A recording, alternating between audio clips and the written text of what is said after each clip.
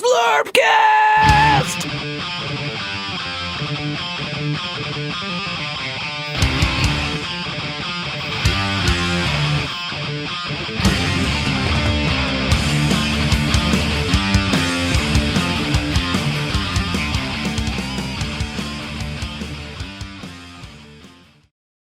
This is it. The end of the line. Final episode. No, it's not. Like the sitcom when they turn the lights off and you give one last look at the room. This is not that moment. But I'd call it the end of a season.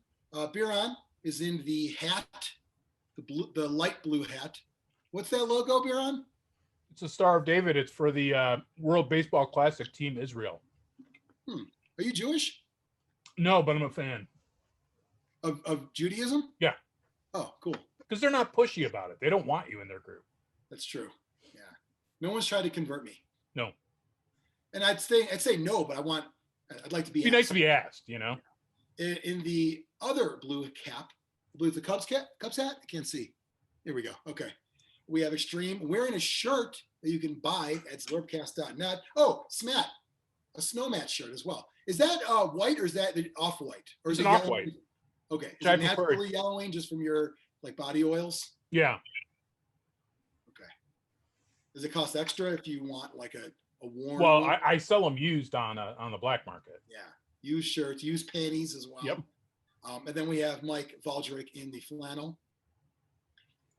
This is the moment that I've talked about a few times because I think when you review games like we have, I thought it was 25. I guess it's 24. I looked at it.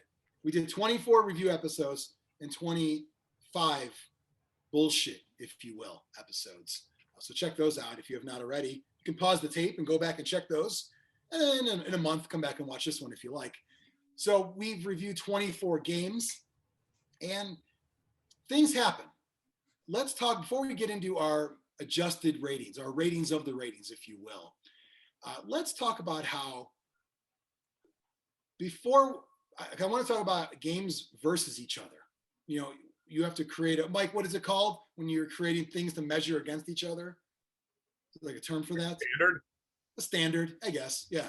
We didn't have one. If the first episode was Riot Quest, so is that the best or the worst or in the middle? How do you know it's in the middle? If you haven't seen a best, haven't seen a worst, how do you know it's in the middle? So that's part of it. But I also want to talk about, before we get into it, bias in ratings. And what led me to bring this up is, I think notably on the Dreadball episode, there are, people that are saying, well, I wish you could grade the game as its own, on its own. You didn't like what Mantic did here. You didn't like the Kickstarter. You spent too much, whatever. But I'd like to say all of that goes into a rating. I don't think there's a way at all to give a completely unbiased rating, because I'll throw some examples out there and you guys can tell me if I'm right or wrong. But if you review movies and you don't like things that are too violent, a movie that has a lot of violent things in it, there's no way you're going to rate that higher than something else. There's not a lot of comedies at the Oscars. Why? A good comedy is a good movie, isn't it? Well, it's not really good. Are you kidding? I'll rewatch comedies more than good movies. Remember when it was Jeffrey Lyons and Michael Medved at the movies? You know, the ripoffs of Ebert and Siskel? Yeah. Michael Medved is a big-time Bible banger, and he would downgrade movies that had violence and swear words. There you go. I mean, I just don't think there's a way. Here's another, to put it in the gaming realm. So it's commonplace to say shitty things about Games Workshop. If you play the games, any miniature games, theirs or others, it's commonplace to say those things like codex creep. And yesterday I saw, those models today, they have like no soul. The old ones had some soul. Like, what? I call them derpy because I learned that one recently. But the old models had soul? What are you talking about? It's commonplace to rip on Games Workshop. You don't like their prices. You don't like this. You don't like that. But yet, that's okay. Why? Because they're the big guy.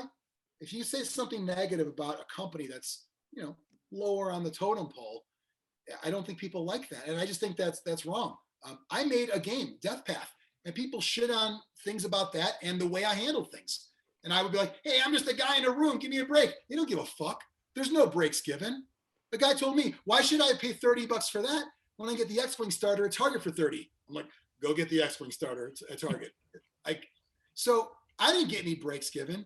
So I don't understand why, if we're talking about a game, whether that's Dreadball from Mantic, whether it's Relic Blade from Iron King, Metal King,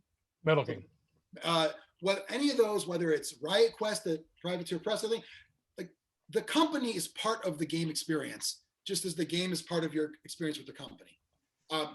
Am I wrong? And I know it sounds defensive, but I think it's part of the deal, right? I think if you're brand new to gaming and you have no idea of the history of the company, it doesn't really make that much of a difference. It's like if you watch a movie and it's a good movie, and then you find out the lead actor or actress murdered his wife or whatever, that will taint it. But if you don't know that, not for me, it won't. Yeah, I mean, well, I don't know if this made it into the show, but Xtreme can't watch American Beauty because apparently he no longer likes Kevin Spacey. Weirdo. For some reason, I don't get it. But you know, if you don't know the Kickstarter background or history of it, and you just picked up Dreadball, you would have a different thing than if, you know, we were obviously tainted by this and we had opinions. Well, to be fair, it was the Kickstarter nature that screwed up Dreadball, at least version 1.0, where they released too many teams with too many rules. Well, did they? I didn't say. I only played that one game, so I don't. Is there the crazy creep? No, but it biased some of, you know, because it had a bad taste. It was a great game, and I wished I could play more of it, but it will not pick up and it will not take off. I want to mention though, when it comes to Dreadball, I forgot who did the original Dreadball Kickstarter here. Okay, so half the show did, half didn't. So why do all four of us have a negative experience regarding the Dreadball Kickstarter? I wasn't part of that one. I was part of other ones, but I mean, I wasn't even part of that. So well, I didn't have the negative for the first one as much as I did for the second one. Okay, that's fair. Just because you had to wait a year and a half for it to come out, and it should have just been a book. It should have just been a book and some new tokens. Yeah. That's really what you needed. You didn't need to wait a year and a half for 4 new teams to be produced. And when it did come out, it should have had a mechanism to, if you had the first edition, to, you know, you need the book, you need the cards. That's what you need, not the tokens, the cards. Right. And that did not come out. Yeah, you're right. So I just think it's kind of, to me, it goes together. And if you disagree, that's okay. You don't have to watch these videos. But I just think that there's other game reviewers that you like certain things. I know the people in this group like skirmish games more than other types of games. I know that for a fact. It is a fact. Like it's shown by the games we played. So by that note, how is anything ever going to be unbiased? If you already like a certain type of game more than others, Biran doesn't like not sports games. There's usually, wasn't there a game type you don't really get into? Board games? You don't like Rangers? Board games, anything that goes by the name Blood Bowl. Okay. But I mean, there you go. There's one. I mean, we're going to have, I just think there's no way to, so I just think it's strange that I didn't see it come up in most of the other comments, but I saw it pop up on the Mantic games. And I just want to make it clear that the 4 of us enjoy playing Mantic games, but guess what? It's not either, it's either all perfect or all shit. And I'm sorry, there's a gigantic gray area in between, and all the games got favorable reviews, I believe. I don't, Xtreme has the list there, which we're going to go over in a second, but we're going to talk about that when we hit those. We'll start at the beginning and go through them, but they all got favorable reviews. I don't see anyone coming to Games Workshop's defense when we shit on Necromunda. That got like a fucking 2 overall or something. Why isn't anyone complaining about that? Oh, because it's Games Workshop. You're supposed to rip on them. That's right. You're not supposed to punch down, JP. Yeah. Beating up Mantic is punching down. I don't know. I made a game, and that's well below all the Mantic games, so I can punch up. I just don't think that's part of ratings is our experience with it. So that's, if you don't like it, I'm sorry, but there's other channels. But I wanted to say that I'm not sorry. Okay, that's just what you say. I'm not really sorry. It's just something you say. I'm sorry you were offended. Right. I'm sorry you got hurt when I punched you. Sorry. Not for the act, but next topic, similar. I think it's important to look at what we try to do. A year ago, when Biran said, hey, let's put up the old Zlurpcast episode, I'm like, well, why don't we just do some new ones? Let's do them on video. And then we said, let's review games. And it's probably more of a discussion with a rating than it is a full-on review, but who cares? Like, it doesn't matter. I put that in the title so people find it. It doesn't, okay. But when you're looking at games and you are reviewing them or even discussing them, what I found, and I don't know if we'll find out from you guys if you have the same approach, but as we've looked at other games and you've seen, well, I gave that a 5, and it's a 3.5. That's definitely as good as that. Why'd you give it a 3.5? Well, I didn't know where that fell in everything. Sometimes you have to see it all laid out in front of you before you can actually say this makes sense. There was an interesting anecdote from that. I used to read a lot of Roger Ebert's written reviews and his essays and stuff. And he said something interesting when asked about the movie Dumb and Dumber. He gave it 2 stars. And they go, do you really think it's as bad as a 2-star? He's like, no, looking back, I would have rated it higher than a 2-star movie. Okay. But his score is set, whereas we're better than Ebert because we're willing to readdress it officially. I bet you someone replied and said, Dumb and Dumber, look in the mirror when you sit next to your friend. That's how I would have retorted when that movie came out, because that's all I had back in '96 was well, look at you. I got some better burns as time went on, but no you. Is it too soon though for those? For Ebert? Yeah. What do you mean? Well, first he lost half his face and then he died. Why? Okay. What's the too soon part? Too soon to make fun of him. Oh, I know. I meant when the review came out. Okay. Are you saying now? Like, who's gonna get that? His family? That's terrible. You shouldn't say that. Are they watching? At the time, though, sure. Dumb and Dumber. Well, once you figure out which one is which, then you can, whatever. It's a classic movie, though. It's funny. It's okay. All right, so we're gonna see as we go through. The last point is I'm gonna ask this as we go to each game. What changed? Did you play more? Did you play less? Did you read more? Did you watch video?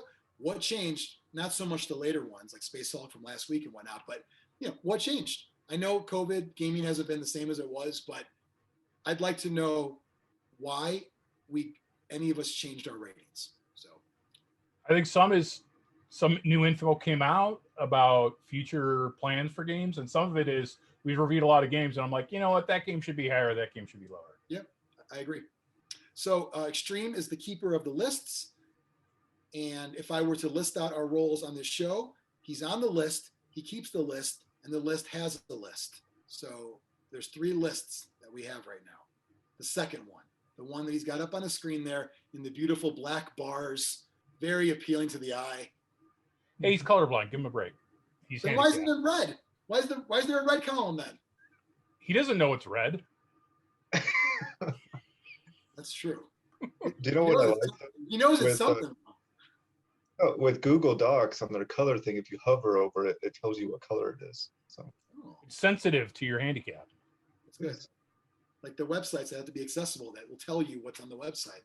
If they made a movie about you, Xtreme, would you be offended if they cast someone who is not colorblind? How would you know? Oh, you could. More importantly, would you be offended if it was not in black and white? No. I don't see anyone make a movie about me, so these aren't concerns that I had trouble with. Unless you kill a whole bunch of people in a mass suicide. Yeah, right. You have to do something movie thing. What I would do, Xtreme, I would do it like Sin City style, where it's black and white, but then red, like blood in there. Or yellow, like when he punched that guy's head open. So just a careful use of colors. Yeah, I like that. So first we got to get a comic of your whatever murder you did. Murder suicide spree that you do. Yeah. Yeah. All right. So Xtreme, you're going to kind of drive the ship, if you will. I'm going to look to you to say the name of the game, going in order. You're going to say what each of us gave as a rating, and then we'll just go roundtable in that game and speak up if we have something to say about it. Cool? Okay. All right. Sure. All right, Xtreme. So the first game is Riot Quest, and Johnny gave it a 3. I give it a 4, and Valdric gave it a 4, and Biran gave it a 4. Okay. Any changes? I'm the same. Yeah, I'm the same. I'm going to stay the same. I will say my 4 is more of a hopeful thing because I never really get play. But 3 is right in the middle. And by the way, this was when we weren't sure if we were doing halvesies, by the way. I think we like 1 or 2 into it. Like, well, I'll give a half. And Biran just said, cut the Slurpee up. Like, oh, who's going to make the graphic? And I said, you are. Yeah, and I did. But at the time, I don't think I had it. I think it was 3 or 4. I don't think anyone was going to give it a 5. Nobody wanted to give it a 2. So then you're only 3 or 4. What do you pick? There's no way I could jump on the 4 train. And I will tell you, I am not even bumping it up to 3.5.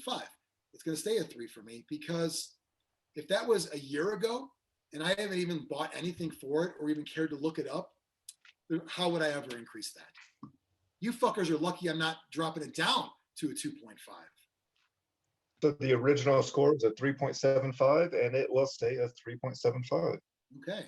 Easy work for you, Xtreme. Last week you were pushing back a little bit on the idea of inserting columns.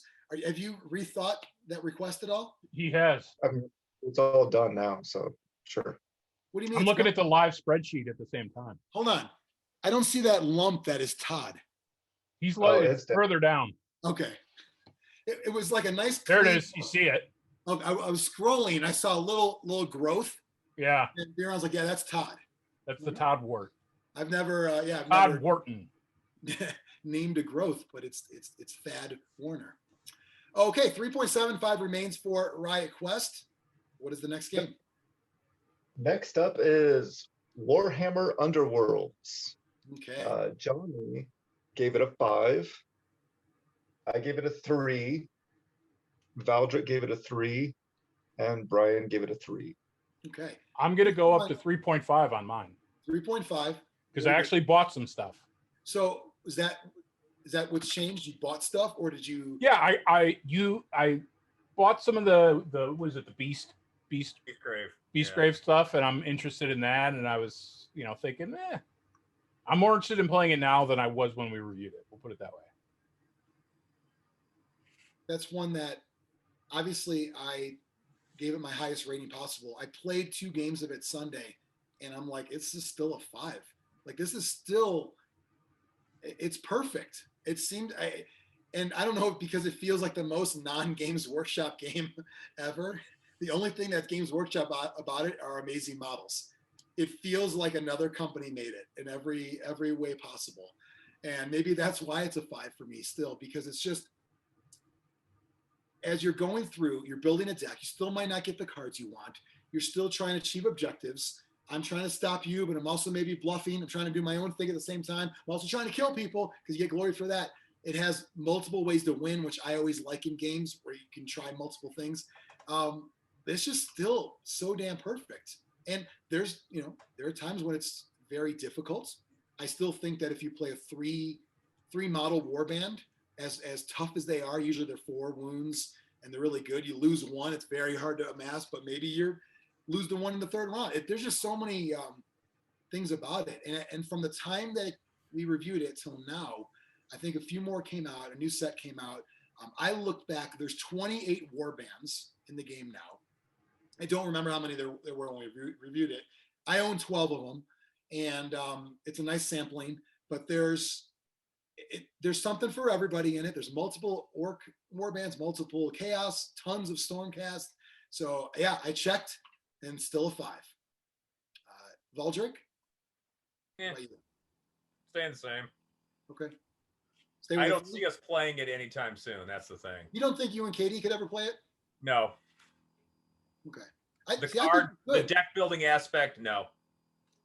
I will tell you, my decks are built. They're done. I might swap one out here and there, but right above that second white box, I have 12 decks done. Now, I might say like, there's how the hell would I have this card in there? I might pick one out if it was like, I don't know what I was thinking when I made that one, but they're done. Like, it's really like a board game now for us. I grab the decks and we play, and I put them back. There's not a lot of the deck building because I also am not playing against tournament competition either. So maybe I would think differently if I was going to a store and playing against like when Todd, I don't know if Todd does them anymore, but for a while when the first one came out, Shadespire, they were doing tournaments and it's and I think Zach won every single one of them. Yeah, I think exactly. So then I'd be second guessing after every game. Like, oh, why did I go for holding objectives? I should have went for this one. I should have went. But now they're all built, so I'm done. I encourage that people to give it another look because it is really like a straight up competitive board game after the decks are built. Xtreme. I'm going to stay with my 3. Okay. Nothing changed. So. Does that bump it? I don't think it's enough to bump it. Do you have a formula? You can just pop it in, or were you not prepared for that? I wasn't because I feel like we've used Zlurpcast math on some of the totals sometimes. Yep. It's kind of like old wrestling fans will remember Big Papa Pump, Scott Steiner math. And he was doing a promo where the numbers just didn't add up. The percentages just didn't add up. We have a Zlurpcast fudging of math. It's not rounding up. It's not rounding down. It's rounding Zlurp. I don't know what that means. Biran knows what it means, but I don't know what it means. It still stays at 3.5 is what that means. Yeah, it goes to 3.625. So yeah. So what was the average before? 3.25? 3.5. 3.5. And what is it now? 3.625. It went up an eighth. But I thought we weren't doing eighths. Right, that's why we have to round it. Sometimes we round down, sometimes we round up. So your correction, Biran, made no difference? Correct. That's disappointing. My vote doesn't count, just like real life. That's right. Okay. Well, so I guess as we go down the list, we'll just have Mike or Brian be in charge of telling us what the overall score is. So we're not going to actually use mathematics, right? That's math's involved. It's just not the sole it's not the sole arbiter. Zlurpmatics? It's terrible. I don't. Okay, we're using maths. Is that better? Ugh. I don't do maths. Yeah, I don't really care. I'm glad that Biran was able to upgrade his rating. It lets the viewer know, maybe that made someone say, you know what? I'm going to pick up that set next time I go into my store. And you know what? If that touched one person, great. If the rating stays unaffected, oh well. Well, I'm sure everyone has their favorite reviewer. It's like, oh, my favorite reviewer really liked it. He went up, so I'm going to go. Now, none of them are me. They're all going to be, Mike's going to be their favorite reviewer. Yeah, probably Mike. I'm the easiest reviewer. Mm-hmm. So at the end of this episode, we'll look at the totals and see who gets the Fanboy Award, see who gets the Sad Sack Award. I think they're going to stay. Well, we'll see. I think Mike has Fanboy before we started. Yes, he does. I have Fanboy, but yeah, but I'm not going to have it earlier today. All of his ratings went down. None of them went up. Mm-hmm. So yeah, I was 0.02 more Fanboy than you were. Right. So yeah, I'm just saying. I think I'm even Steven on my plus and minus for today, but we'll find out. So stay till the end. It's after Nick Fury comes out. All right. So same cumulative score. Next game, Xtreme. Relic Blade. Relic Blade got some good scores. Jonny gave it a 4. I gave it a 4. Mike gave it a 4.5, and Brian gave it a 4. So Relic Blade, when we reviewed it, I owned nothing, not even this book. And I just heard Biran and Mike regale. Is that a word? The story? Yes. Okay. Regale us with a story. Yeah. Regale us with stories about how great it was at Grognard Games playing Relic Blade. And I think I even said, "Are you going to play it again?" They're like, "No, we're going to move on to the next thing," because they thought COVID was going to be done by Easter, like we were told. We did 2 campaigns though, back to back. It's not bad. So I bought the book. and I was happy to get a partial drawing. Mhm. Because that's all. I only bought the book. My thought was, if I bought an entire warband, he would have gave me torso. If I bought 2 warbands, No, the key is to place separate orders for each thing, so he gives you a drawing with each order. then do I have to like overlay them? Like, how does that work? No. I think it's pretty random what he gives you. This looks like Oh, a yeah. battle pig. I mean, I'm gonna finish the drawing. You think like I should have him do it on like tracing paper so I can like finish the job? Or if Adepticon ever happens again and he happens to be there and you're there, you could bring and go, finish this, please. Yep. Find the guy with the mustache, and that's him. So while I've read the rule book and think it's cool, I've never made it a point to play this game in almost a year. And I don't know why, but that is going to cause me to drop my rating to 3.5. 3.5 is still a great score for a game I've never played, for all the haters out there. That's never played 3.5. I mean, one would think a never play should be a 3, right? So I think, and I don't know if we had halves when this came out. Xtreme, did anyone give a half rating? I did. Yep, it was the first half. Okay, so they were available, and I opted not to. And 3.5 is a good score, guys. That's all I'm saying. I'll play you whenever you want. But when I look at this game next to my 4s, it's lower. Like that's what I did. I looked at it. Here are the 4s. This is not in that class for me. I hope one day it will be. Maybe in episode 100 we can review it again. But for me, it's not. What about you guys? My score is not going to change, and it's very in line with my score for Riot Quest. They were both 4s, and it was more on how cool I thought the game was and how much I would play it, but don't. Okay. I'm going to keep it 4.5. I was painting some figures last week. So wow. Good for you, man. Yeah. Do they have new ones yet or no? The Kickstarter finished, and he's in the process of boxing them up, and they'll be shipping soon. So, okay, yes. Cool. Biran. I'm going to go up to a 4.5 because I'm really looking forward to my battle shrimps. Okay. Do you think when I know you've been playing here and there at the bunker, but do you think when it gets back to normal is what? Grognard bunker, the grunker, if you will. I think we will play it again because I know Tony likes the game and so does Hoagie. So we have 2 more. I'm sure Ryan. Definitely Ryan too. Right, so, Ryan. Yeah. I mean, we've lost Jameson. He moved away to Georgia, but Hoagie adds on, so we still have the same amount of players. Okay. And you guys are, I mean, like I said earlier, in general, skirmish games seem to find their way to your group more than others. Yeah. Especially this game, each game is what, 40 minutes? Yeah. On a 2x2, you got to love that. And Hoagie has a beautiful board pre-made with like undulating terrain and everything. It's fun to play on that. Oh, that's cool. I thought that was Jameson that had that. No, it's Hoagie's. Oh, okay. Even better.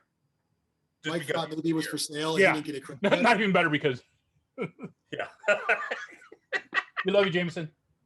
Yes, we do. Happy birthday. When's his birthday? Today. Well, today's is midnight Saturday. Exactly. No. Happy birthday, Steve, on Austin Day. There you go. Yeah. So Xtreme, we have 1 up, half down. Half up, half down. So I believe it stays the same. 4. Oh, Mike was the same. That's right. Mike already had a 4.5. Yeah, this is even. Okay. I like it. So this is what does this remain at? 4.25? 4.25. Okay, which yes, I want take note of that because I believe that is the highest rating overall. And going into this, we had several tied at that. Yep. And I want to know if any game is best at that when we're done. Okay, I don't think it will, but I'll make note. You can think all you want. It hasn't happened yet, Xtreme. You can Next think up, until the cows come home, as they say. It hasn't happened yet. I might drop 5s for the rest of these games. you're not going to. To win an argument, I might. Yeah. Out of spite, sure. Out of a spite 5 is still a 5. It's like a pity fuck. A pity 5. All right, what's the next game? Rumble Slam. Ooh. Johnny gave it a 4. I gave it a 3. Mike gave it a 4, and Brian gave it a 3.5. Okay. I have no changes. Played a few times since our rating. Thought it was great. I even made my own variants of it in like a smaller ring for just like tag teams. Little more wrestling like simulation, but a lot clunkier. So I'm not super happy with it. But the base game itself is still really fun. So I'm keeping my 4. I'm keeping mine as well. So okay. Still trying to get Katie into it, but we'll see.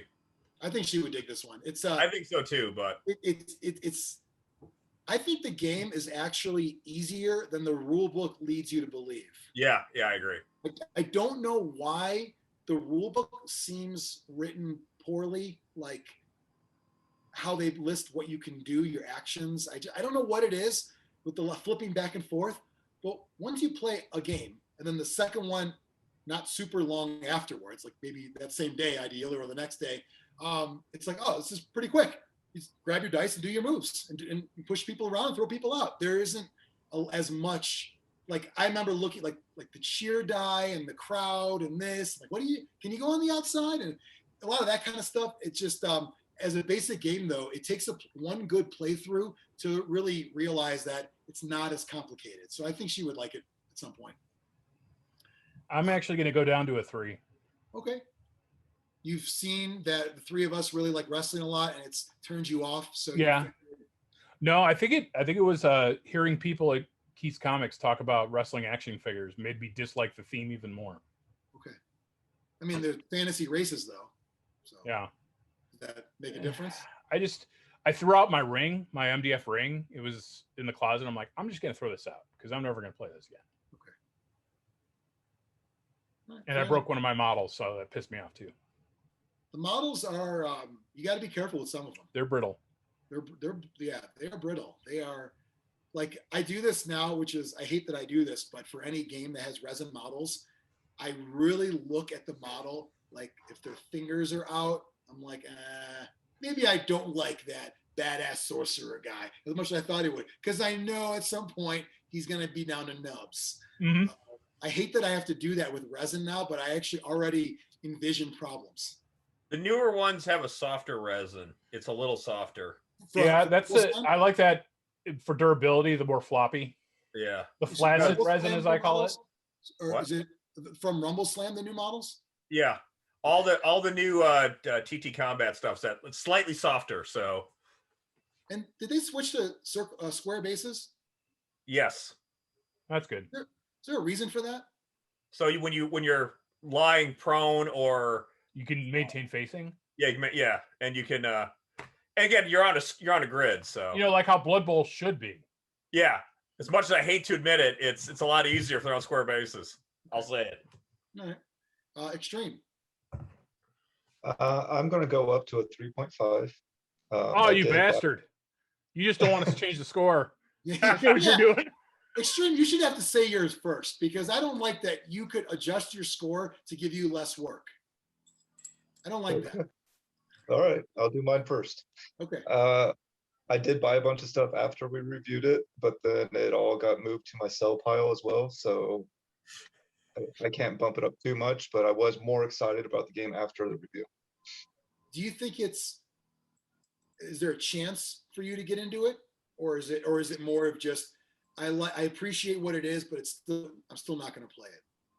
There's a chance, but it would take more work than some of the games I've rated a 4 that are also kind of a game that there's a chance I would play. Okay, fair enough. So no change in the, what was the cumulative? 3 3/4? 3.75. Okay. Next up, I believe there will be some changes on this one. Mm-hmm. Star Wars Legion. Jonny gave it a 3.5. I gave it a 2.5. Mike gave it a 4, and Brian gave it a 4.5. Okay, Xtreme, so first. New I'll go first. I'm going to go from a 2.5 to a 3. Okay, so you struggled to get up to a C average, essentially. What changed that made you go up to the boringest rating ever, which is a 3? I thought 3 was good. No. I mean, when there's a 3.5, a 4, 4.5, and 5 right afterwards, I mean, what is good? Good. I don't know. Okay. So quite a while after the review, I did end up watching more play videos and buying a starter set and some other stuff. But then I've already pushed it aside and don't really have any plans of playing it. So. And you were going to do the clones, right? Yes. It felt like just a month ago you were showing off what you started on. Was it more than a month? I don't know, but that was the only kind of modeling at all I've done in the last year or so. Yay. I assembled some models. Okay. We don't participate in our hobby. No painting yet? No. Okay. I'll go next. When we reviewed it, I never played. Since reviewing it, I've played probably 10 times. And it's now a full point higher. It is now 4.5 for me. I have realized this might be the best battle game currently on the market. Theme aside, if you don't like Star Wars, whatever, but from a straight activation and how you move, I didn't get the whole squad leader thing. Now I do. It's pretty damn good. And if you know your army well, which most of the stats are on the cards, you can get the games done rather quickly. I actually thought about, could this be a 5? I thought, could it be? Because I had so much fun playing it. And I'm going to say no. And the reason why is, once again, the rule book layout of a game is one of the negatives for me. I like having nice rule books. Look at this collection here. This is like half of what I have, and underwear too. The Star Wars one is a little pamphlet in the book. You're supposed to download the newest one. And a lot of people prefer PDFs because you can see updates and get the newest update. Whereas many people prefer an actual book to open, which I do. The drawback of that is when there's changes, you're stuck with, well, I got a couple of sheets at random. I printed out, I got this. If I had like a better book, that would help, but there's a lot of keywords in the game. And every unit that comes out introduces new keywords. And there's a lot. Some are on the card, some are not. There are some abilities that should be on the card, and they're not listed. For example, I think clone troopers sharing green tokens is an army-specific rule. First couple of games I played, I didn't do it. I didn't know about it. It wasn't on the card. Rulebook mentions it in there somewhere under clone troopers. But clone troopers is not normally a keyword. It's a unit type. So there's just a few of those that pop up that cause a little more reference than you need. It's not terrible, but there's a few. And usually it's like if you bring in a character, like last game I played, I used Captain Rex. I'm like, all right, I remember sharpshooter. I remember this. I remember this. Got a few of them. Takes a couple, but the flipping around with the PDF printout I have, which is not most user friendly. That's the only thing. That's the only minor negative why it couldn't be a 5 for me. But the game is that good in my eyes now after playing a bunch that I realize it is a top tier game for me. And of course I like Star Wars too, but from a straight battle game, it really is phenomenal. Biran was right. When you oversold it during that episode, and I just didn't have anything to really base my review on besides what you said, what I looked with, videos I watched, and me liking Star Wars. So I'm like, I'm going to go 3.5, not a 3 back then, but after playing it a bunch, man, it is so good. You're right. So happy to bump it up one full cup of Slurpee. Who next? I was actually going to drop it to 3.5. I flipped open the rule book the other day and I just had no interest. Have you played, Mike? Yeah. Okay. Not last year, but not since before. Don't have a lot of interest in it. Okay. And you're kind of Star Wars out anyway, aren't you? Well, yeah. Yeah. And I get it. It's a Star Wars. We might have a non-review episode talking about games that have intellectual property and whatnot, but I mean, Star Wars is a weird one because it's not many. I don't think there's many fandoms that have divided communities better or worse, whatever the term is, or more than Star Wars. So I kind of get that why people may not. And it just had too many tokens and cards, and that annoyed me. So I get it. Biran? I'm sticking with my 4.5 for the same reasons. Yeah. And if you look at the standard, I looked at it across the other ones. I looked at it next to the 4s when I was going to give it just a half point increase, and I'm like, no, it is better than the 4s on my list. So I'm really glad we have reference there. New rating Xtreme? I don't know. Nope. This is a tricky one. 3.75. Because it went up 1, down a half. So it went up a half. no, but Xtreme put his up a half too. Oh, so even. It made it 3.875, but I don't think we can bump it to a 4. That's the Zlurpy math. So it went up a full point. About across 4 people. Across 4 people. No, it was at a 3.75, and it's now at a 3.87. I'm gonna defer to Mike. He's got an advanced degree. He should know better than us. I think what the problem with this one, I think the original score got Zlurpy bumped in rounding, and now it's Yep. That's a good point, Xtreme. When you already get, it's like when you get nerfed, you get Zlurfed. When you get Zlurfed the first time, you should have you should be reset on the new rating, right? But to reset it would still make it the same as it was before, which is weird. But okay. So what is the new total now? The total? Or I don't know, whatever, the new score. What is the new one? I don't know, Mike. What's the new score, Mike? 3.875. Yeah, We're not doing that. Did someone just enter that in? I did. Wait, Xtreme, I thought you only gave me right access. I shared the link with them earlier, but a share shouldn't be automatic right access. So now Brian has to come up with a new graphic that has 875. No, I'm still going to use the 3.75 Zlurpy because it's close enough in appearance to 0.875. But I think maybe for the spreadsheet, we could use the real numbers. How about that? We'll mix it on the fly. I think this should be a 4 overall. I really do, but that's. Well, I'm not doing graphics for this one anyway, so okay. Right, doesn't matter. So the question is, just so I'm clear, are we giving it a 3.75 or a 4? Because it's 3.825 or 875? 875. Okay. And what was it before Xtreme? The original Zlurpified cumulative score. 3.75. Yes. Which one? 3.75. Okay.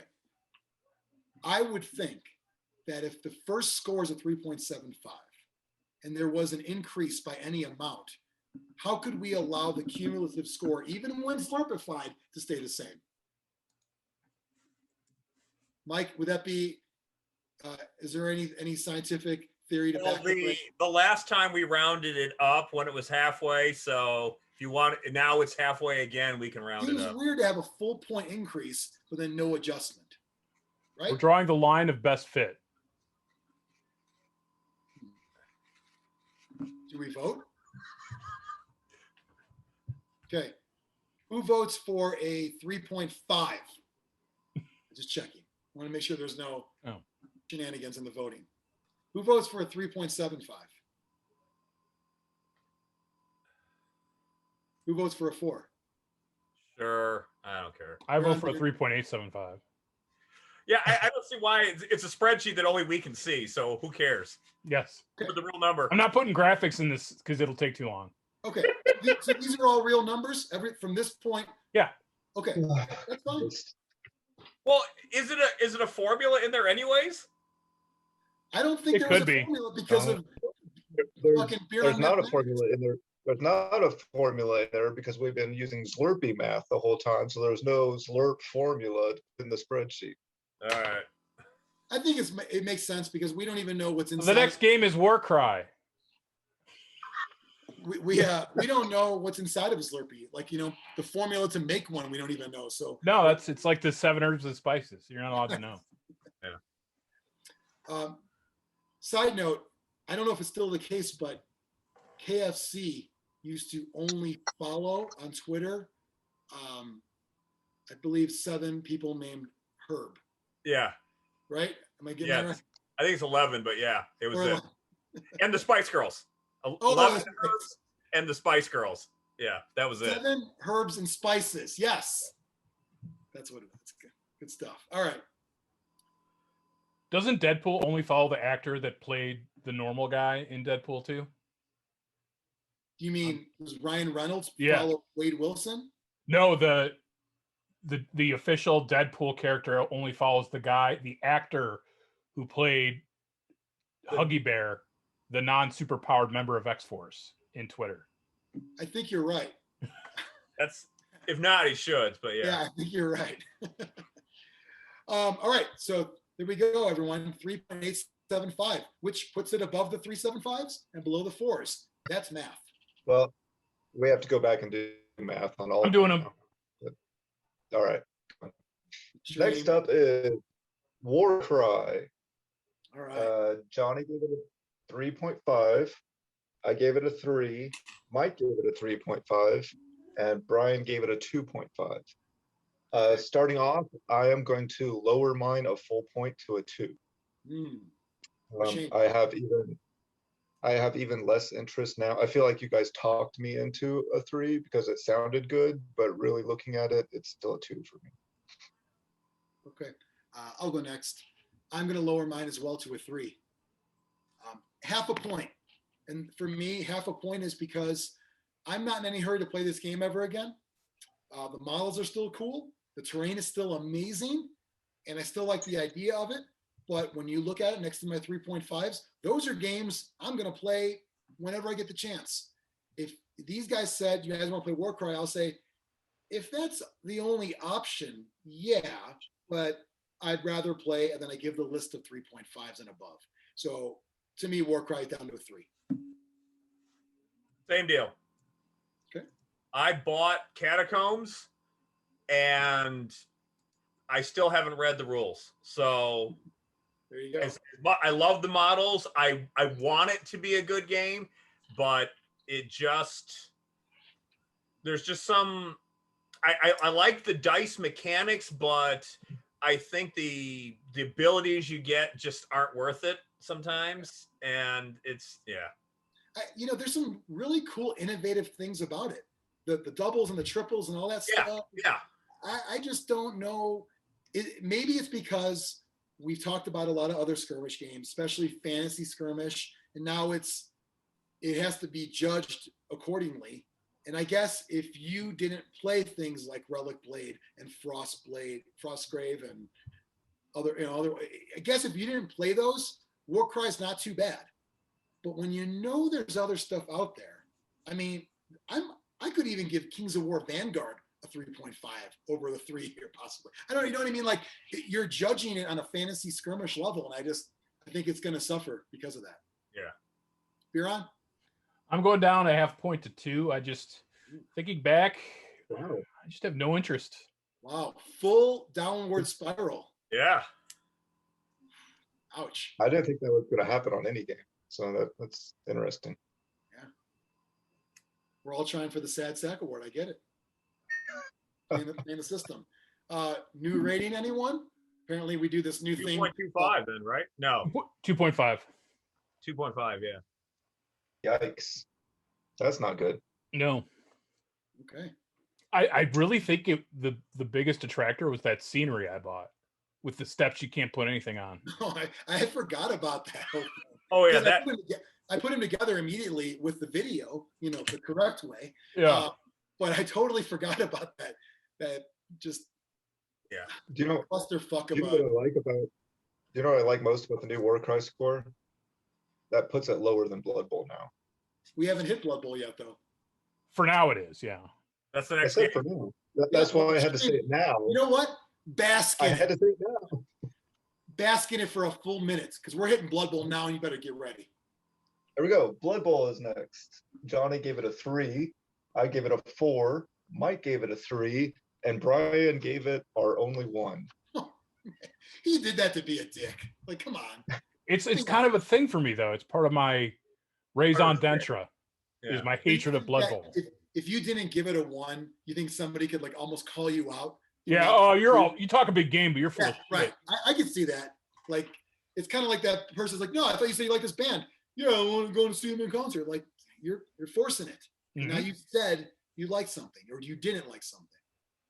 Xtreme, why don't you kick off the changes? I'm keeping my 4. I'm not changing at all. Because you still love Blood Bowl. I do.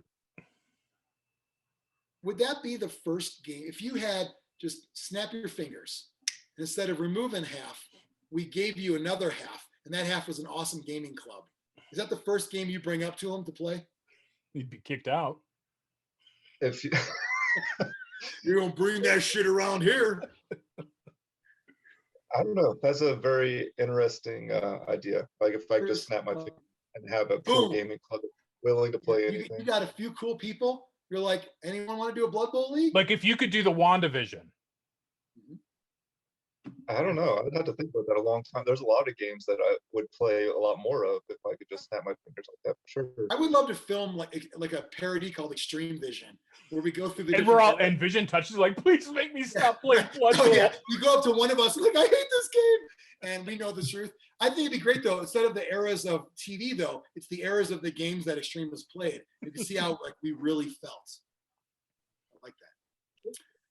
So keep it the 4. Over to me. I gave it a 3. I'm going to keep it as a 3. There's no way with like Biran said, I can talk a good shit game, but with the history that the game has and the friends that it's brought me, I don't see ever going lower than a 3. I think that's now that's not a compliment to the game of Blood Bowl. That's basically saying 3 is now the basement of that game. You know what I mean? It's not a compliment. It's saying I'd like to go lower, but that's as low as I can actually go on this game. 3. Mike? I'll leave it at 3. I'll be honest with you. I still have not read the new rule book. I'm afraid to. I haven't even bought it yet.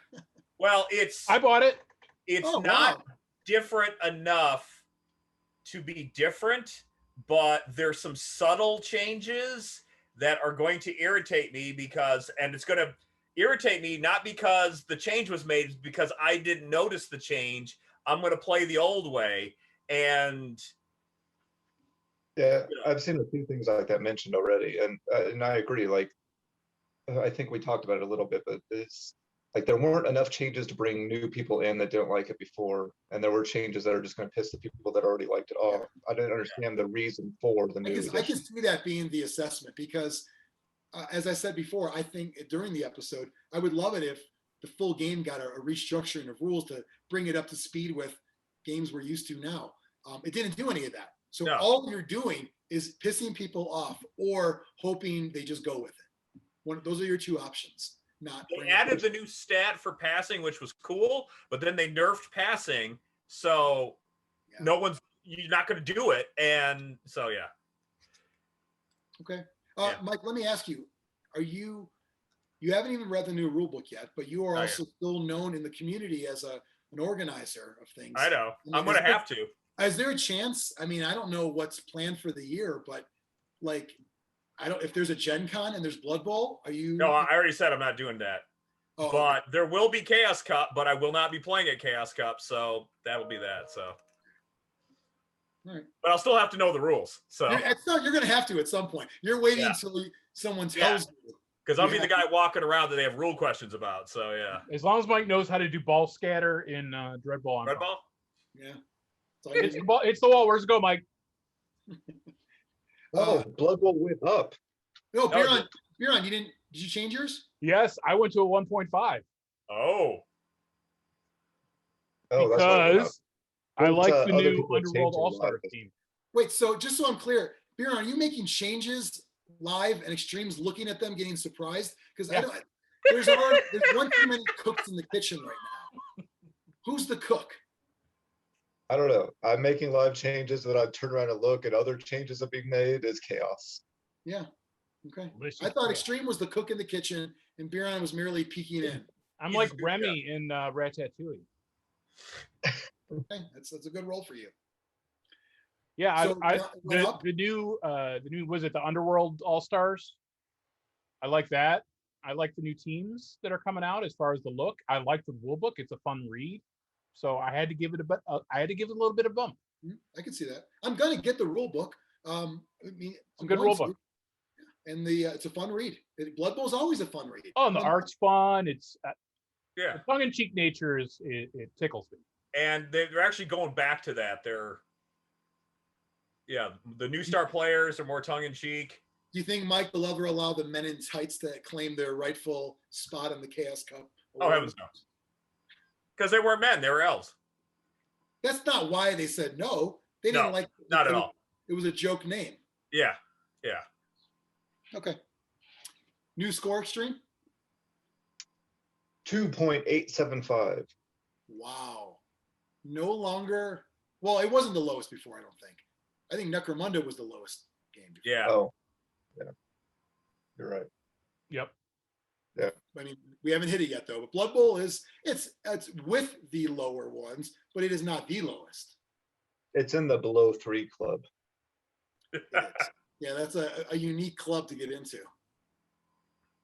It's hard to get in that club too. It's rare. You got people like me and Mike who like everything. Like it's hard to get in that club. That's all I'm saying.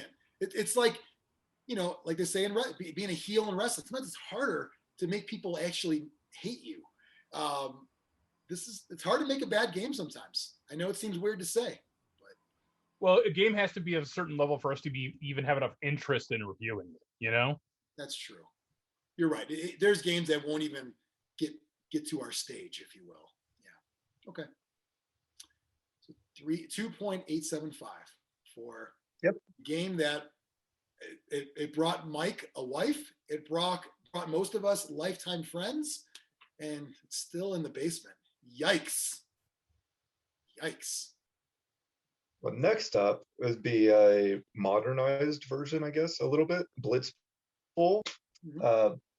Jonny gave it a 4. I gave it a 3.5, and Mike and Brian both gave it a 4. Okay.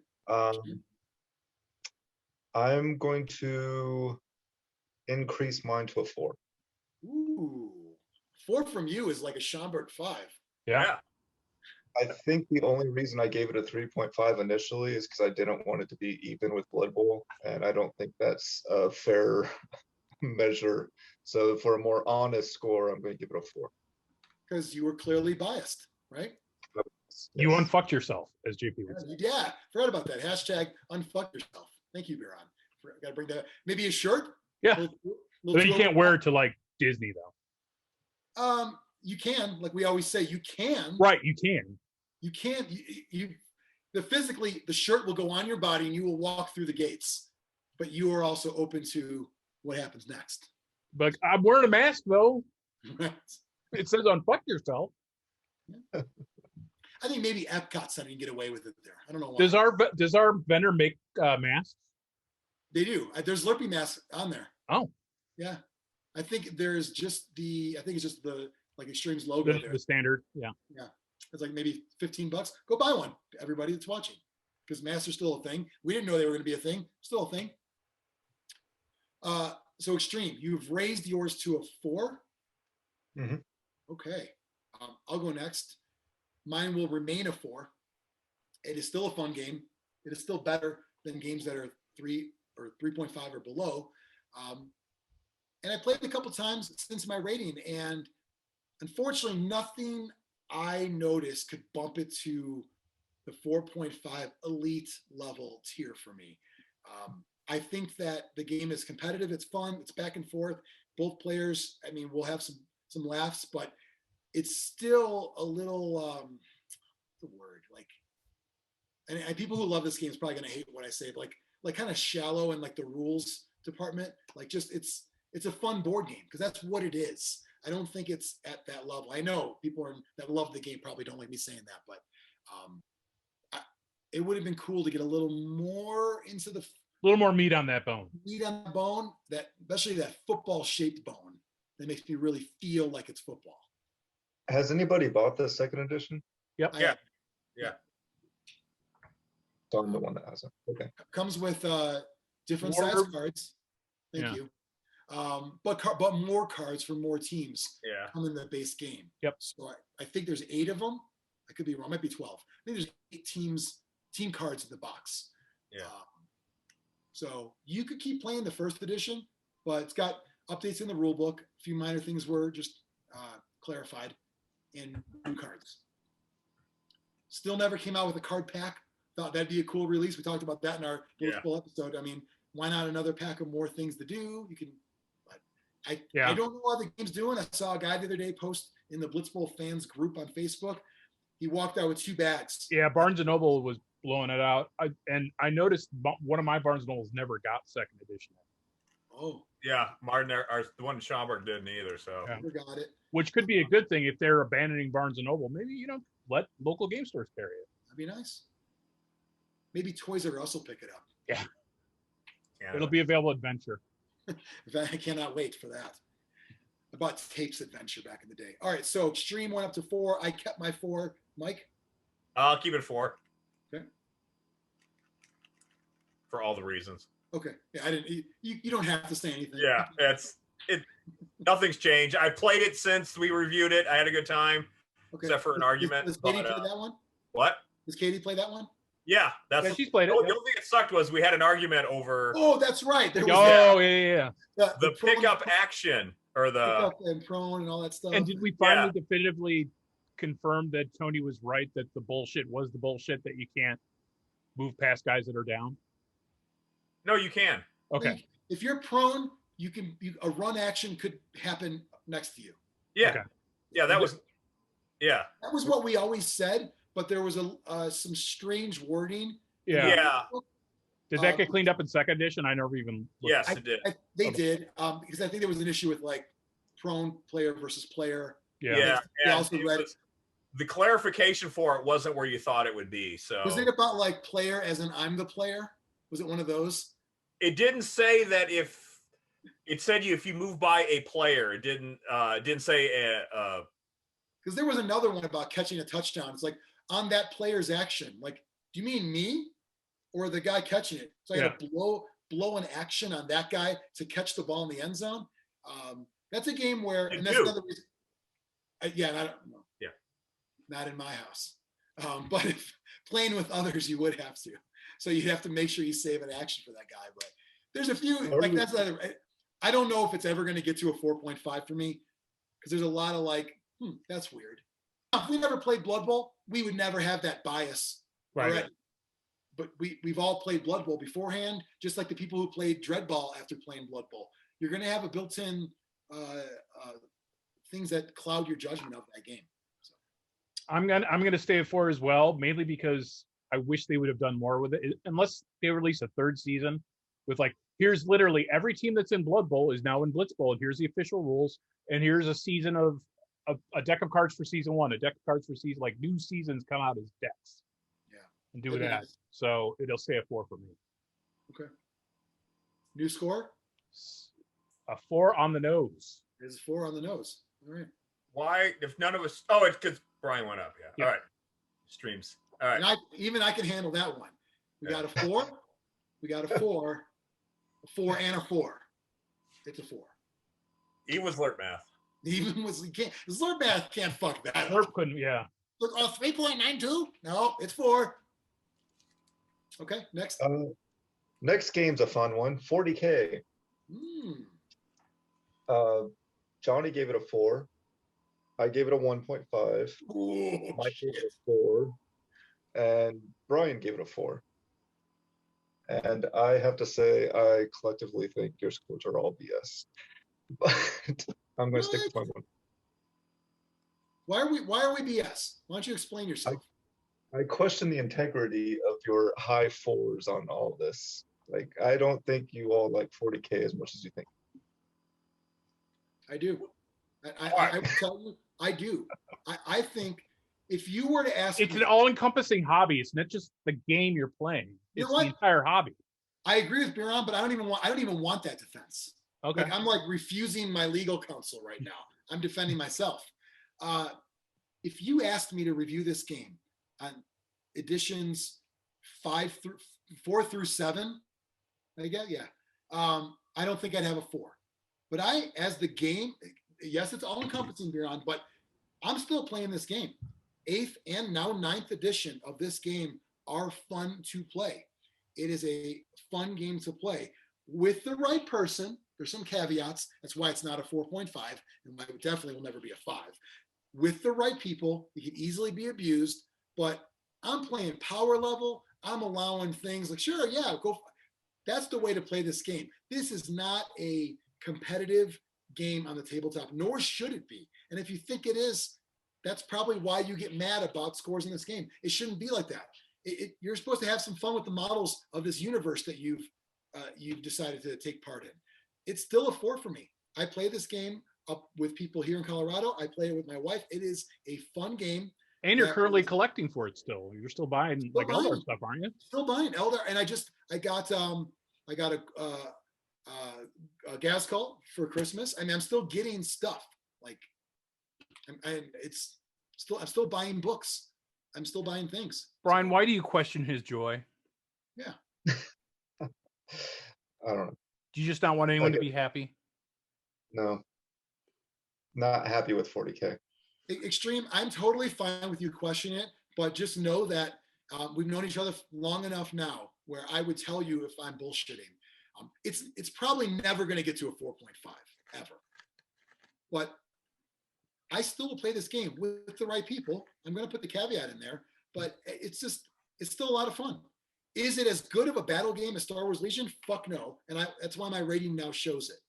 That's another reason why I gave Legion 4.5 with my adjusted score and not a 4. I wanted it to jump ahead. It was 3.5. I wanted it to jump over 40K in my head because it is better. They made changes for the better with 8th and 9th, but not enough. They didn't change it enough. It's still 40K. It's still a game where Biran and I could show up. I might alpha strike him first turn and decimate him. He might do the same to me and fuck over a lot of stuff. But there's still also those weird things that happen where one guy takes out a land raider or your leader, man, you can't kill this guy. There's still those things that happen that make you tell stories at Burger King later on or the parking lot. There's still the parking lot stories from this game. Biran, am I wrong there? No, lots of parking lot stories. Yeah, it's still going to happen after this game. Now, your parking lot story may be, I'm never playing that fucking guy again. That might be the parking lot story. You wait for that guy to leave and then you go talk about it. Right. Don't buy anything here. Like, there still might be those stories. There are 40K players I actively hate. Yeah, but they are stories nonetheless. Yes. So I'm glad they exist. I'm glad they exist too. And also, for nothing else, without 40K, how will I judge other battle games too? I'm always going to use 40K as the baseline because that is the game there's been changes, but it's still like the same old stats. As Xtreme says, you roll buckets of dice and nothing happens. I think that's your classic 9. All right, here's my save, and here's this save, and it is the least dice efficient game on the planet. Right. That still needs to happen because how do I know when things are above or below it? So we need our 40K Xtreme. You need 40K to exist. So your baseline's a 4? No, because I like it. But you need it to exist. You need to give it a 3. Baseline, and you're giving it a 4. So now, if anything's better, then it has to be over a 4. But that's Are you bringing logic to 40K? There is no logic in 40K. He's trying. You can shoot down the argument. I think 40K itself, what I'm trying to say is, needs to exist for everyone to have a baseline. It doesn't mean I'm going to make it a 3. That's not fair to the game. I have fun with it. But I just mean it's kind of like when people compare role-playing games to D&D, when people compare dungeon crawl games to Warhammer Quest, there is a game that you have to compare to, and usually it's the one that's been around the longest. Right? Skirmish games, what do people compare? I mean, I don't know. Maybe Necromunda. I don't even know. But I mean, every game's better than Necromunda, though. Right, and that's okay to say. But that had to exist. I'm just saying, that game needs to exist, and I'm glad it does. And I still have fun with it. So yeah, Xtreme. It's a baseline and it's a 4. That's it. Biran? Okay. Mike? I'm going to go down to a 3.5. Okay. I had a long conversation with Leif the other day. I still buy stuff. I still enjoy painting and modeling, but I'll probably never play the game again. Because you have better options. I have never cared for the lore, and I have never. There's just too much in the rules I don't like. So Yeah, too many rules. Let's put it that way. 3.5 still a good score. Xtreme, does that upset you? But I will say, I'm pumping money into it. The new Death Guard came out. I bought that stuff. I painted it up. He's pumping. I mean, I still own models. That's why I can't go lower than I have on the game. Because I do like models. I do like the universe. Are you pumping? No. Because I hate everything else about it. So no. Okay. I listed the things I like.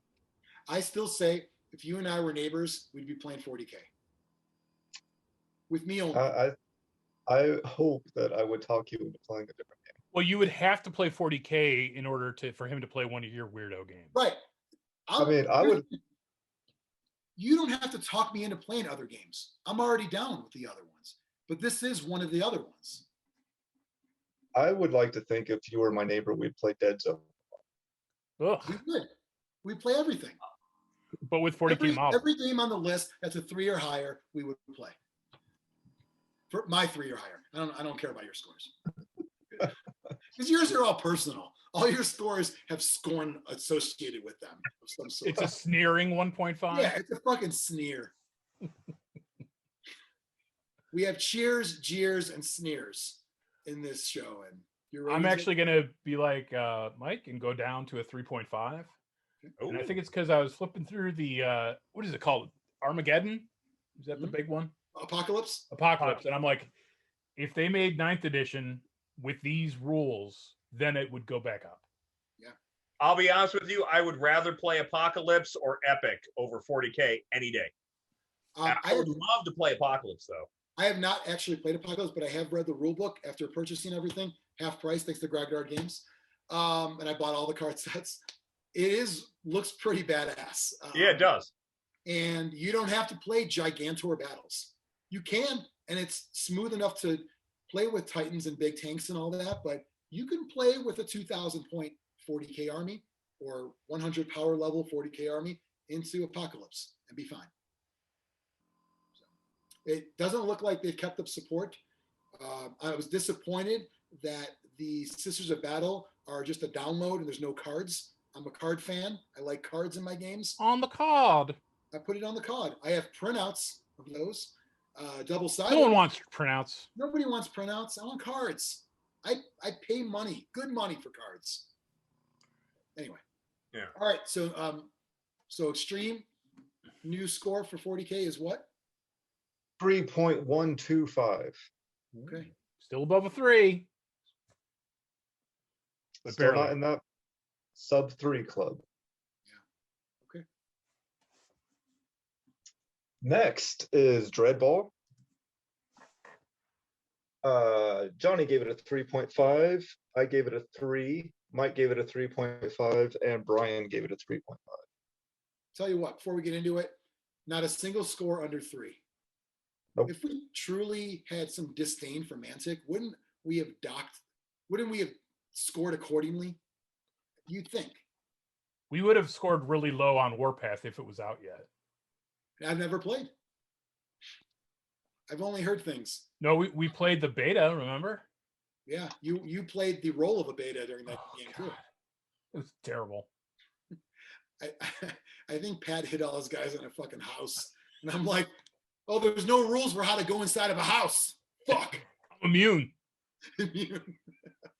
Xtreme, I want you to kick it off. I'm going to stick with my 3. I do still think it's a good game, but it's not a game that I'm going to go out and create a play group for. So it's going to be a 3. But if you were local, would it be a Schaumburg 4 if Mike ran a league? If Mike ran a league, I would play in it. I would probably give it a 3.5 if I was actively playing the game. Schaumburg 3.5. That's reasonable. Yeah. I will stick with my 3.5 for the reasons Xtreme said. It's 0.5 better than Blood Bowl. So to think that I'm a Dreadball hater is incorrect. It's better than Blood Bowl. I would rather play it than Dreadball or than Blood Bowl. There's just no way I'm going to go higher than that, though. Some of it is company, but a lot of it is it's just not on my list of things I really can't wait to play. But a good league with good players is a lot of fun. We've done it. a good tournament with fun players is a lot of fun. We've done it. Biran has the awards in his ass to prove it. He's got a blame all the way up. So yeah, still a fun game. I know that in our episode, one of the guys was commenting saying, you said you'd play it. You want to play online? Not a knock on anybody. I don't really play. I don't want to play any of these games online. I don't play any tabletop games online, period. It's not, I just don't. I don't have the tech or time or interest. I play tabletop games because I like to play on a tabletop. That's all. So, Mike? I'm going to go up to a 4. I read the rules again about a week and a half ago when I was cleaning, and I think that rules wise they did a great job of cleaning up a lot of things. And the second edition, I was in one second edition league, and I was thinking back on it, and like that was pretty cool. So I would love the chance to play it. I probably won't get a chance, but I would love the chance to play that again. I think you might. I honestly think it'll probably at a tournament somewhere. But well, that, and I think that while the current Friendly Ask Grognard's group may be more war game themed overall, you got guys like Sarlo and stuff that want to do more on the sports game thing, and some Blood Bowl players. I think you will at some point. Yeah, play that game again on a regular basis, even for a time. I just think that there's still fans out there that are also fans of you, because who isn't? And they're actually the new edition, new supplement came out, so they're putting a little bit of support into it. Yeah. So I think that there's still some life for it. I really do. I hope so. Biran? I'm actually also going to go up to a 4. Really? Okay. I was thinking back the game I had against Mike. I had a real good time. It was a nail biter, which are always fun. So yeah, I'm going to go all the way up to a 4. I'd play that game again.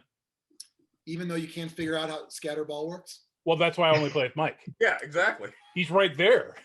Mike, what does it do? Rules question, is Ball Shatter still on the deck? Yes. Yes. All right, that's good. I'm a fan.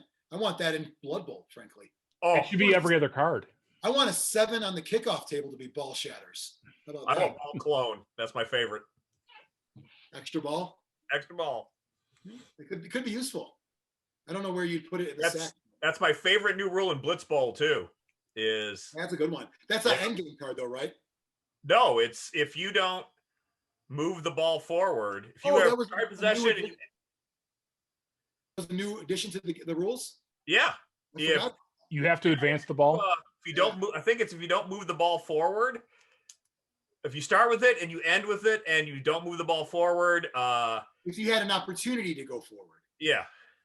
Right. It's not. What if you took all your actions with a different player? Well, then another ball comes out.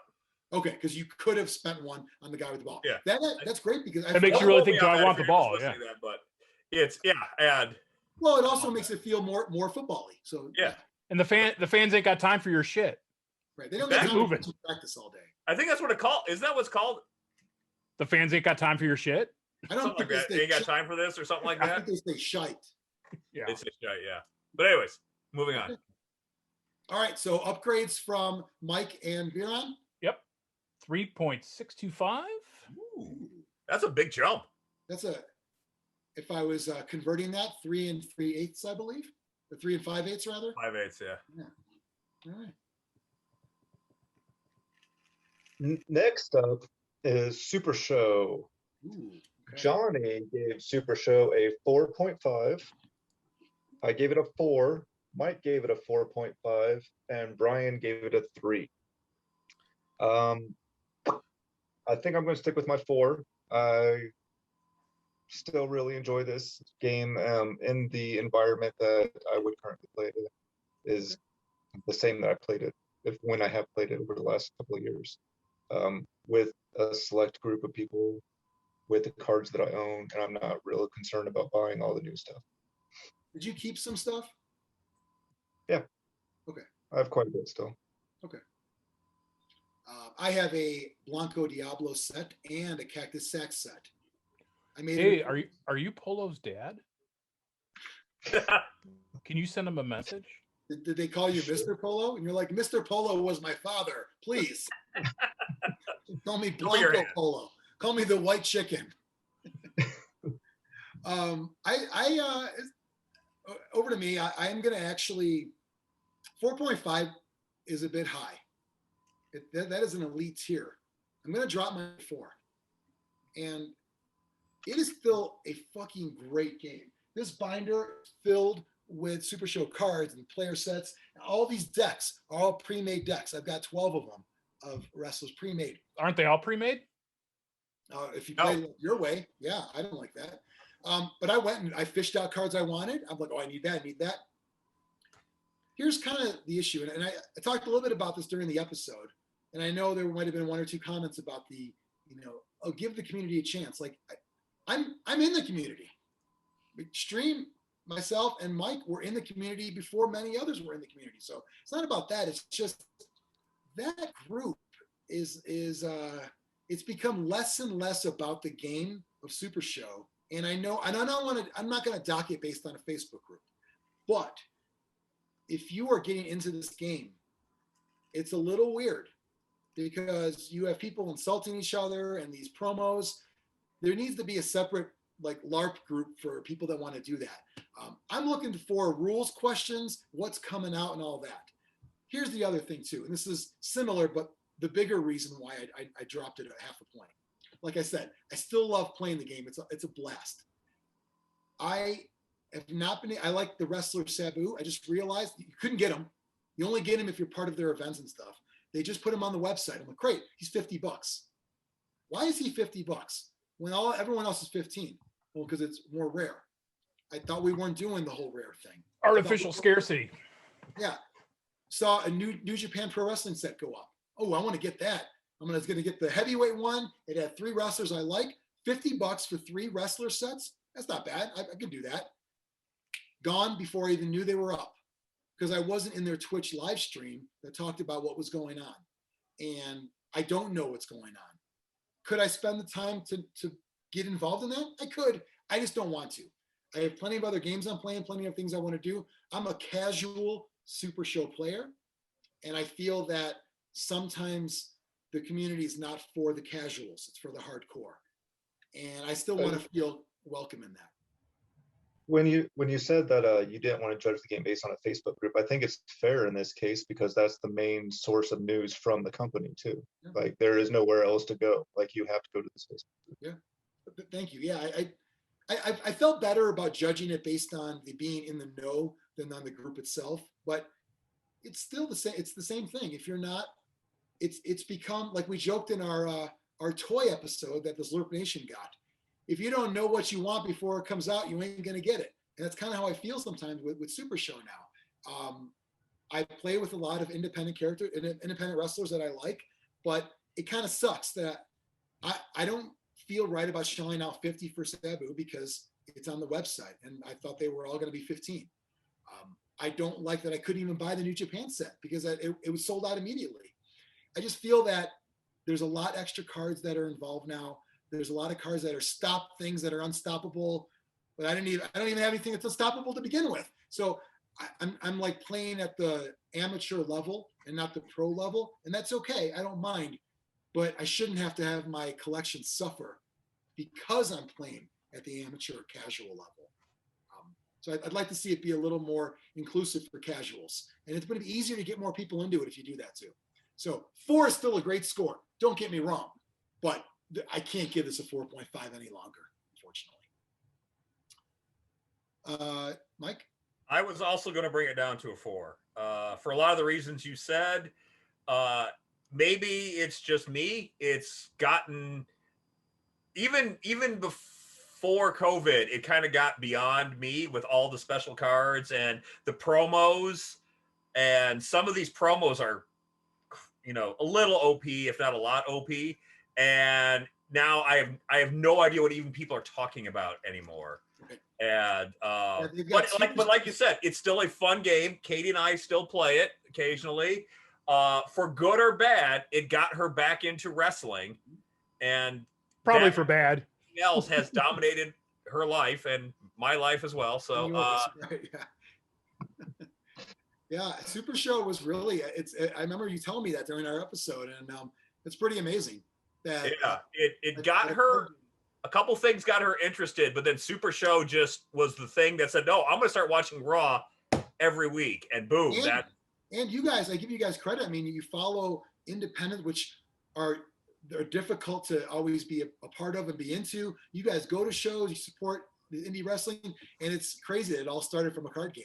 Yeah, it really. I mean, it was there. We both were fans as kids, but yeah, that's really what sparked it. Yeah, that's cool. And so I'm gonna. For the time to be a wrestling fan, thousands that we have spent on wrestling since then, I'm going to knock it a half a point. So all those trips and whatnot. So. Yeah, front row, all those front row center Royal Rumble seats. You know what, Mike? Outside of the green shirt guy, you guys are the celebrities now. Green shirt guy's still number one. That guy, any major victory, like you watch like a pin happen, that guy's there front row every time. Yeah. You guys are nearby. That's unbelievable. But hey, we will still bring our Super Show shirts every time, and that's awesome. Steve's a great guy. Yes, yeah. His crew is great. I love everything about it. I just, And like you said, though, for us, if we were still playing, it would still be a casual game. It'd be fine. But there's so much other stuff with all these. I don't even like some of these cards coming out. I don't even know if these are real or fake or. I don't either. I just don't know. One guy wrote, "What tiers are banned from this tournament?" I'm like, "What? There's that's tiers? A tier, right?" I just thought every wrestler had a thing that they do. Yeah, there's a ban list. There's ones that you can play, but people scoff at you if you play them. It's hit that level. Yeah. I didn't even know. So, Biran? I'm going down to a 2 because you shared one too many posts from that Facebook group, and it made me hate humanity. Now, can I ask? Could it have gone lower, but because I sent you the guy in the bathtub pics, it went up to a 2? Yeah, I like the hillbilly gay guy. Yeah. Oh, he's great. He keeps it from going below a 2. Yeah. He's the only community member that's really into the community that I like. Yeah. I'll let what'd you call him? Hillbilly? The hillbilly gay guy. I'll let him know. In the bathtub, that was great. Yeah, bathtub promos are always a win for me. But yeah. There's enough of those, like, I'm scrolling through. And why do some of these fat guys sit and post with their shirts off? Well, I'm scrolling through and I always see like a guy in his bed and the lighting's bad. And he's got no shirt on and he's fat. Like, is this like a murder video? Like, what the fuck's going to happen here? This is rough stuff here. Or the camera angle on a certain someone at all times. Camera angles are, yeah. You got to watch the camera angles. I mean, to be fair, if you're watching an adult film, there's a certain percentage that do not want the under the ball shot too. So yeah. Camera angles are everything. I don't mind that. That's gross, Mike. I don't mind it. I don't mind it because it's all girls. You don't mind it. What do you do? Not look towards the top of the screen? It doesn't bother me. Okay. You can still finish. I hope to be like you one day. Xtreme, what's the new rating? New rating is a 3.5, down from a 4. Okay. Still good. 3.5 overall, still great, even with Biran fucking it over at the end. It's still a good rating. It really is. All right. Yep. Next up is Dead Zone. Jonny gave it a 4.5. I gave it a 3.5. Wait, where am I? No. Yeah, 3.4. I have a 4 for that one. I have a 4 too. I see. Oh. Yeah, you're looking at techno. Yes. Jonny gave it a 4. I gave it a 3.5. Mike gave it a 4, and Brian gave it a 3. I'm going to increase my 3.5 to a 4, along the same lines as Relic Blade and Riot Quest. My desire to play the game that I'm not currently playing has bumped it up to a 4. 4 is a great score. I'm going to keep mine at a 4.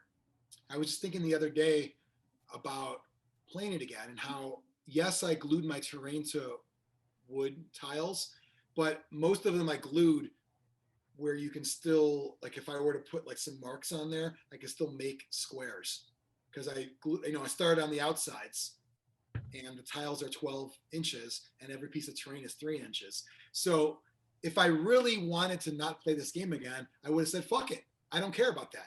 But I did. I made an effort to do that because I know I want to play again sometime.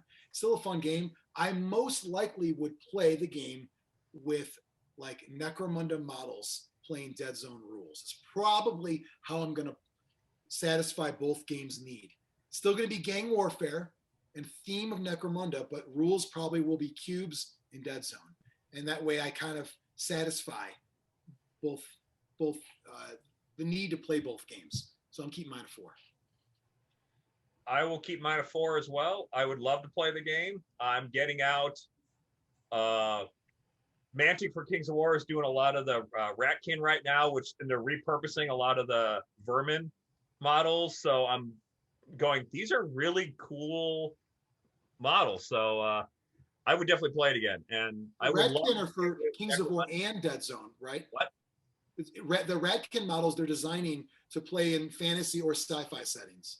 Well, yes, because you can reuse a lot of the models for Dead Zone are units in because again they kind of have that weird Clan Scryer tech thing.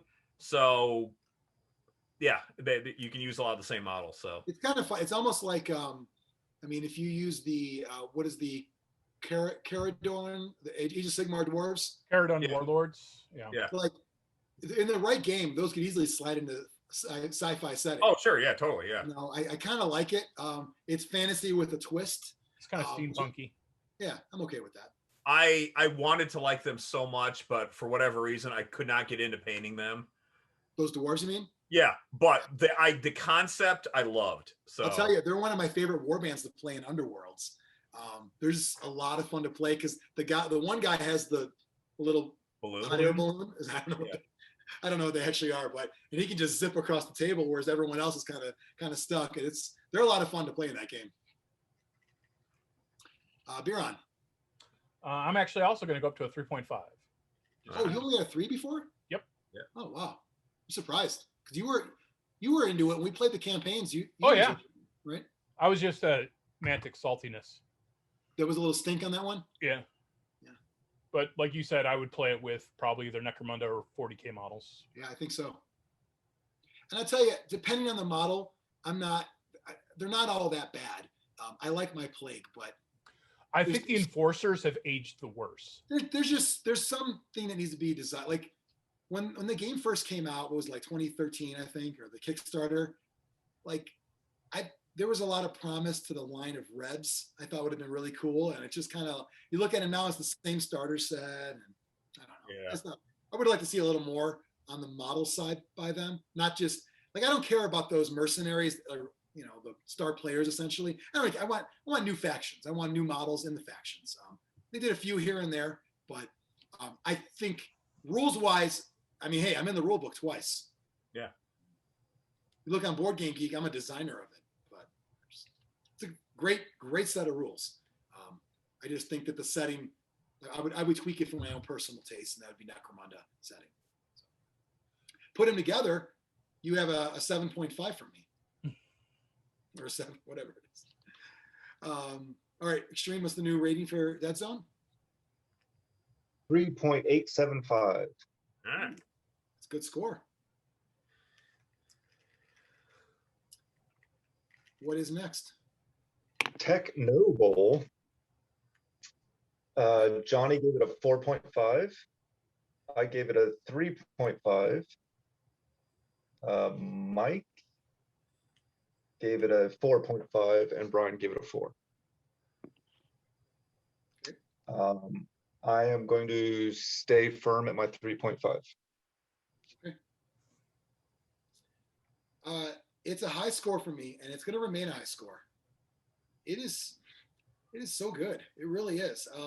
Again, it's unlike most of the other games we've reviewed. It's not a miniatures-based game. It's a board game, but you could play with models if you want. It's just a fantastic game, and I like it a lot.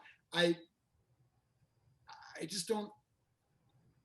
I could see it going down to a 4 because of maybe not playing it often, because you have to find the right group to play with. But I don't want to dock it because of that. I just don't feel that's right. It's just that's based on me finding people. That's not the game.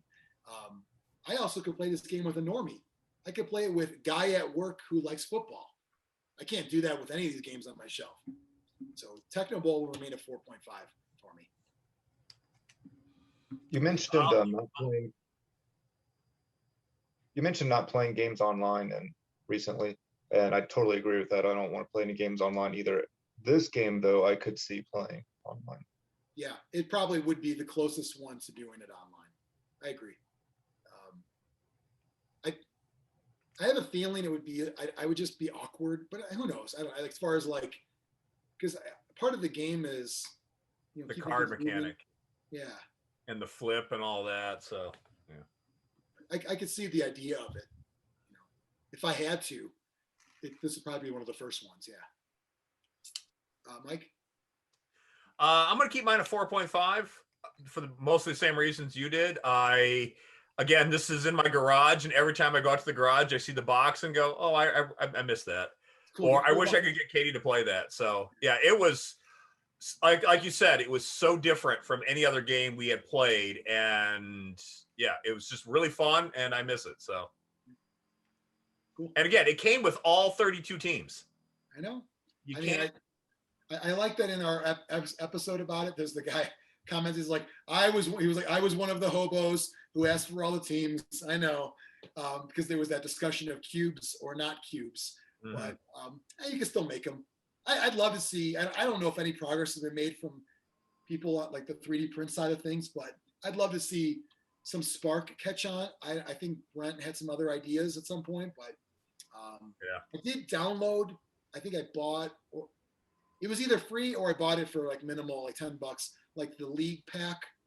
I just, like I said earlier, I suck when it comes to like PDFs and games.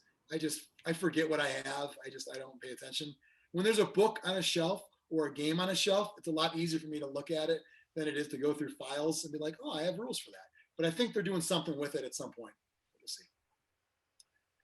Biran? I'm sticking at 4. It's a game I don't like playing, but I can't find any flaws with it.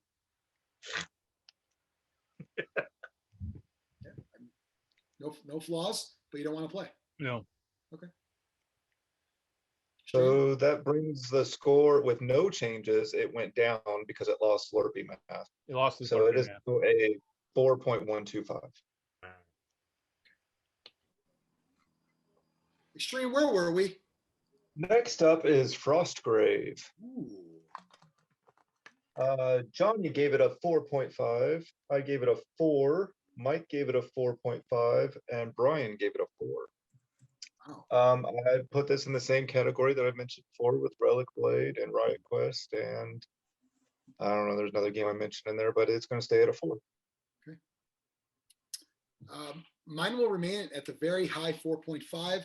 It's still the best fantasy skirmish game out there, in my opinion. If you want to just port the rules to your own theme, you can. You don't have to do everything frosty, if you will. But, it's got a theme for those who want it. It's got a very solid rule set, for funsies with D20 and all that rules. Still great, still awesome. And, needs a good game group, but that's okay. What game doesn't? So I'm sticking with 4.5. I will also stick with 4.5. If you don't like the Wizards, there's always Rangers, which is same game, but and that also opts for solo play, so it's got that going for it. And I'm real excited about Stargrave. Yeah. So Targraf. I have all these 40K miniatures that I'm not going to play 40K with that I would like to see if they can port over. Yeah, Stargrave is going to be good. It's I hope so. People were joking, what is it, just a reskin? Yeah. So what? Yeah.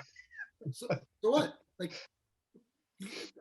why would you not want that? If everyone loves Frostgrave, you'd be insane not to just essentially reskin it. And there's some things that are different. Obviously, more arranged combat, obviously, but I mean, there's still, I noticed with the picking your class and that kind of stuff, and yeah, great for that. And I think that, I know I mentioned it in our group, and I think Tony was saying, well, I think it's more like, sure, it's not gang warfare, but I just meant from a model standpoint, if it's the same kind of thing, probably not in the Space Marine realm of things, but in the everything else realm,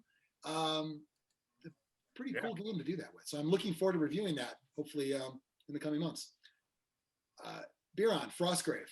I'm actually going to drop it down to a 3.5, just because I think it falls in the same vein as games like perhaps Dracula's America, of that same sort of bring what you want type model game. But I think I like those games better. I think better mechanics in some of those other games.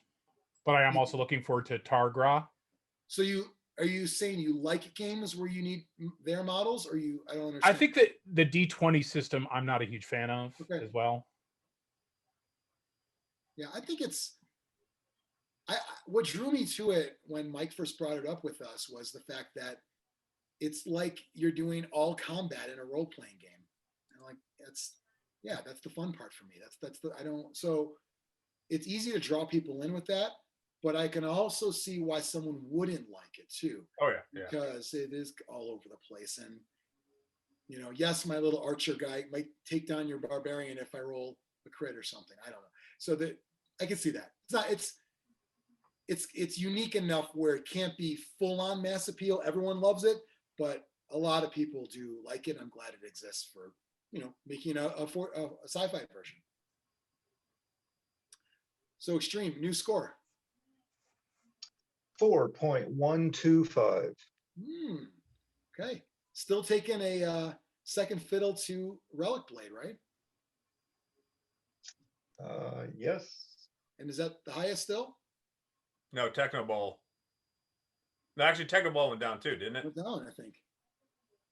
Yeah, right now it's Relic Blade. Relic Blade is the highest. Once again, do we have two cooks again? Yes. I'm more of a sous chef. Right. I see Biran as a sous chef preparing more than. And maybe sometimes I get a little pushy and help too much. Yeah. And he's like, and he needs to push you in your place. Yeah. Well, you both have the hats on. Yep. Chefs wear hats. That much I know. TV has taught me that.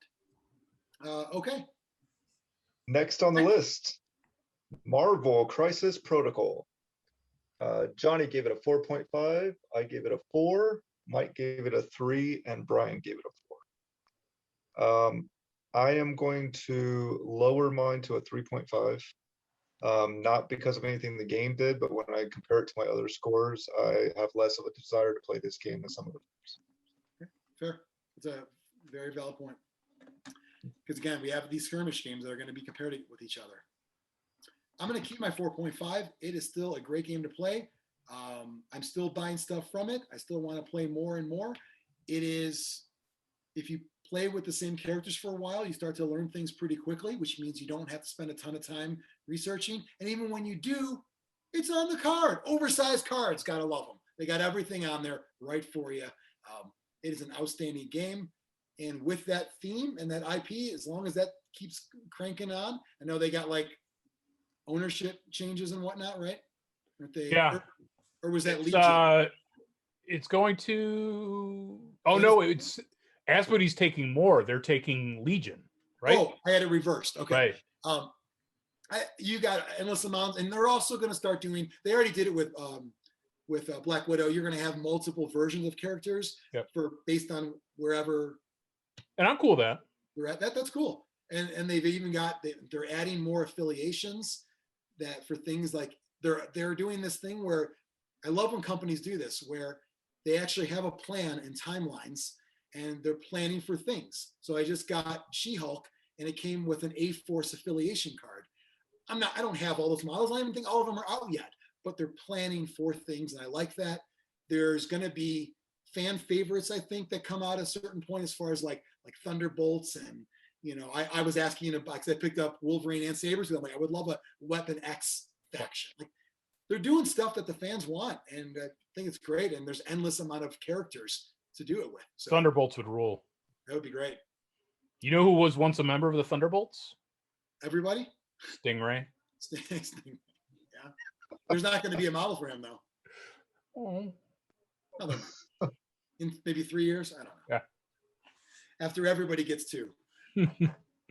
So keep in mind. Mike? I'll keep it at a 3. I like what they're doing and everything you said with the rules being nice, but I will never play. So yeah. Fair enough. Meh. I get it. What if it was DC Crisis Protocol? if they made simpler models. It's such a shame though, because the like MODOK and Hulk were a breeze. Yeah. Well, because they're chunks of plastic. Why can't they have little chunks of plastic? And Iron Man wasn't bad. Like some of them aren't bad. It's just some are so bad. I couldn't. There's like a little piece of Captain Marvel like on her waist that I didn't even know where it went. I lost her forearm. Thankfully, Brian got out of the game, and I was able to buy a painted one. I didn't even see. Like small bits. There's usually like a spot to put it in. I didn't even see a thing. Yeah. Some of those have that. And I don't know, they're advanced for an advanced modeler, and I think that does. It was a mistake. They should have done pre-assembled at least. Pre-assembled. If you want to do not unpainted, totally fine, but pre-assembled would have been a better. I agree, or at least just simple. I don't care about the super dynamic pose. Right, you could do a lot more of just this. I mean, they're superheroes. You can do a lot more of this. You don't have to do Spider-Man where he's like on the thing and do them like they did the Star Wars Legion game. Right. It would be aside from the droids, which I hear can be fiddly. The other stuff like the Stormtroopers and Rebels, super easy. Those are pretty easy. What would have been cool is, and who knows? I know I mentioned that Asmodee's done a great job with the foresight of releases, but from the modeling standpoint, looking back now, would have been kind of cool to see a basic posed version 1 and then an advanced option to buy later. And then you can give them a little bit different in the skills and stats, like how they did with Black Widow. One is Agent of S.H.I.E.L.D. and one is Avengers. And then you give one for the people who want the super detailed dynamic pose. And then you have one for I just want to play. I don't mind if my guy's just doing this. They didn't. Or even just like the basic set should have been simpler models. Basic should have been snapped together kits. Yeah. Two pieces. Or Captain Marvel had no business being in that starter. Yeah, I agree. Should have been pretty like snapped together. But it's, I don't know. Maybe they're learning on that. But it's, from a game standpoint, still pretty solid. So I get it, Mike. You probably won't play it because you have so many other things to choose from anyway. So it's going to get pushed down. And it still has that cinematic feel where even when I got crumped, something cool happened. Yeah. You know what? If I get my ass kicked, fine. I am still going to throw a car at you. Yes. Like, it's going to happen. So I'm going to fight on top of my Taco Bell. Right. Or maybe a garbage truck if you're lucky. Biran, over to you. I'm sticking with a 4, just because it wouldn't go. It'd go higher, like we said, if the models were changed. I am kind of interested in the She-Hulk. You said you already bought one pre-painted, right? Yeah. I'm curious how that one is, because I'm a fan of She-Hulk, and I even like. I fixed the problem. I fixed the model problem. I just bought them. Already buy them all done. Pro-painted. That's what I do with Captain Marvel. I have a great painted one. Yeah. Last night on Etsy, this dude had a nicely painted Wolverine and Sabretooth. And I would rather not. I'm painting 40K orcs, and they're going to look how I want them to look, which is not great and muddy and dirty. I don't want my superheroes to look like that. So I don't mind shelling out. That dude had the MODOK for 80. I didn't pull the trigger yet, but I probably will. Not the black and white, although that is badass. That is pretty slick. I would get it if I had all of them painted that way, but I know that's my only thing. And I'm reading a new MODOK series. It's written by Patton Oswalt, who already looks like MODOK. Well, he's doing the he's playing him, right? I think he's doing the voice, but he's actually writing a new MODOK series. It's on 4 or 5, I think, is out. Oh, I gotta look. It's really good, yeah. Okay, nice. MODOK becomes a good guy because his brain gets scrambled, and he hates it. He hates being nice. I could see Patton Oswalt having because he looks like MODOK. Yeah, well, that too, but just him writing it too. Yeah, it's cool. So Xtreme, the new rating for Crisis Protocol. 3.75. Okay. Good score. Next up, going back to the 40K universe, Kill Team. Jonny gave it a 3.5. I gave it a 2. Mike gave it a 3.5. And Brian gave it a 4.5. Starting things off and now comparing it to some of my other scores, I'm going to lower it to a 1.5. Oh. Ooh. Yowza. Is it as bad as 40K? Well, I mean, it's in line, my desire to be in line with 40K and Necromunda. So, but at least the pain is shorter. Yeah, I think that's why I initially gave it a 2, because there were fewer models and it was over faster. Yeah. Well, then you could also pick like Sisters or Harlequins. You could pick a style you liked and not do the whole army. Just play. Yeah, but I would rather use those models and play Dead Zone with, Yeah. or play something else with those models. Understandable. I actually played a lot of Kill Team since that episode, and I'm going to bump mine up to a 4. I said in that episode I would always pick 40K over Kill Team, and that was wrong. I shouldn't have said that. They're going to be on equal footing for me because Kill Team's quicker. It allows me to play multiple different factions. I've got, probably 8 different Kill Teams where I have 2 armies in 40K. And I think I penalized a little bit because I was trying to compare those 2 directly, but it's a lot of fun. It really is. So I think that there's not everything in the game, and there's units that are missing. There is what feels like a drop-off from Games Workshop from giving a shit about it right now. The new thing that came out, Pariah, is just to use the stuff in the Indominus set, right? That's pretty much what it's for, to play with those models. And why have you not released a nice compendium? $60 hardcover book that's got all the stats for everything. Then if you want to wash your hands and say we're done, then say we're done. But I think it's missing that because there's still enough of a following where I think it deserves a little more. Bring up the stats. Why don't all Space Marines have 2 wounds by now? You did it in 40K. Why wouldn't you? So I'd like to see some of that happen, but it really is a fun game, even as is. Even if nothing else happens, I'm going to bump it to a 4 because it's still a lot of fun and it allows me to expand my enjoyment of the 40K universe into, like, I don't want a whole White Scars army, but I would like a White Scars Kill Team. And I can do that. And Biran, I think you mentioned that was a big plus for you too. All right. Mike?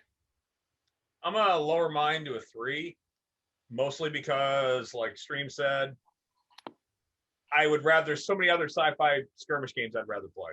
Mm-hmm. So I like the models, but I can do all of that with other games. So.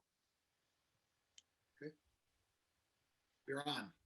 I'm lowering mine to a 3.5 because, like you said, they've done nothing with it. What did you have before? I had a 4. No, you had 4.5. Oh, 4.5. Sorry, yeah. You're lowering a full point. Yes, because they've done nothing with it. Okay. That's well, fair. They came out with a disappointing set. Right. It's clearly been abandoned by GW. Anyone here buy that set? No. No. Me either. I read that review you sent, and I'm like, yeah. There's no point. Yeah. I mean, hold on. So, Brian, you're doing a 3.5 or a 4? Oh, sorry, 4. Oh, right. You're lowering it a half a point. Half a point. All right. We talked in our Space Hulk episode last week about the idea of a feeder game and how I said it wasn't Xtreme. You said it could have been. And Kill Team is that. Yep. It is the game to try out stuff in 40K or scale back and go down. To abandon it is wrong, and I don't think they will completely. I think they're going to give it the, all right, enough. Here's a little, and we're going to eat it all up. We're going to eat up whatever they give us, but it's like scraps. So that's what we're going to get now in Kill Team, in my opinion. We're going to get a White Dwarf article here and there, some scraps, and maybe a book or like a new annual for 2021. There's still going to be more that we desire to have. We're not going to get it, but we'll get something. I don't see them fully abandoning it. I see them just going to scraps mode. Yeah, because they're going to support it enough to say they're supporting the IP without doing it. Well, I just think that if it is their feeder game, and you want to sell more Primaris Marines and even regular Space Marines because they're not really killing them off. You need to bring the stats in line. You need to put them together. So I think I got their 2019 compendium. They didn't do one last year. I think they'll do that with a couple White Dwarf articles. That's it. And I don't know about you, but I stopped even looking at White Dwarf. It just seemed like it went in just garbage. Well, in the old days, I had a subscription. I bought every one. Now I see what it is, and there's something intriguing. I'll usually buy it. But when they re-released it for reals, like around when 8th came out, I started buying every one, and now I don't know. I just think the quality's gone down. It just, there has to be a thing in there. It, like, you know, Mike, you and I talked about that orc issue.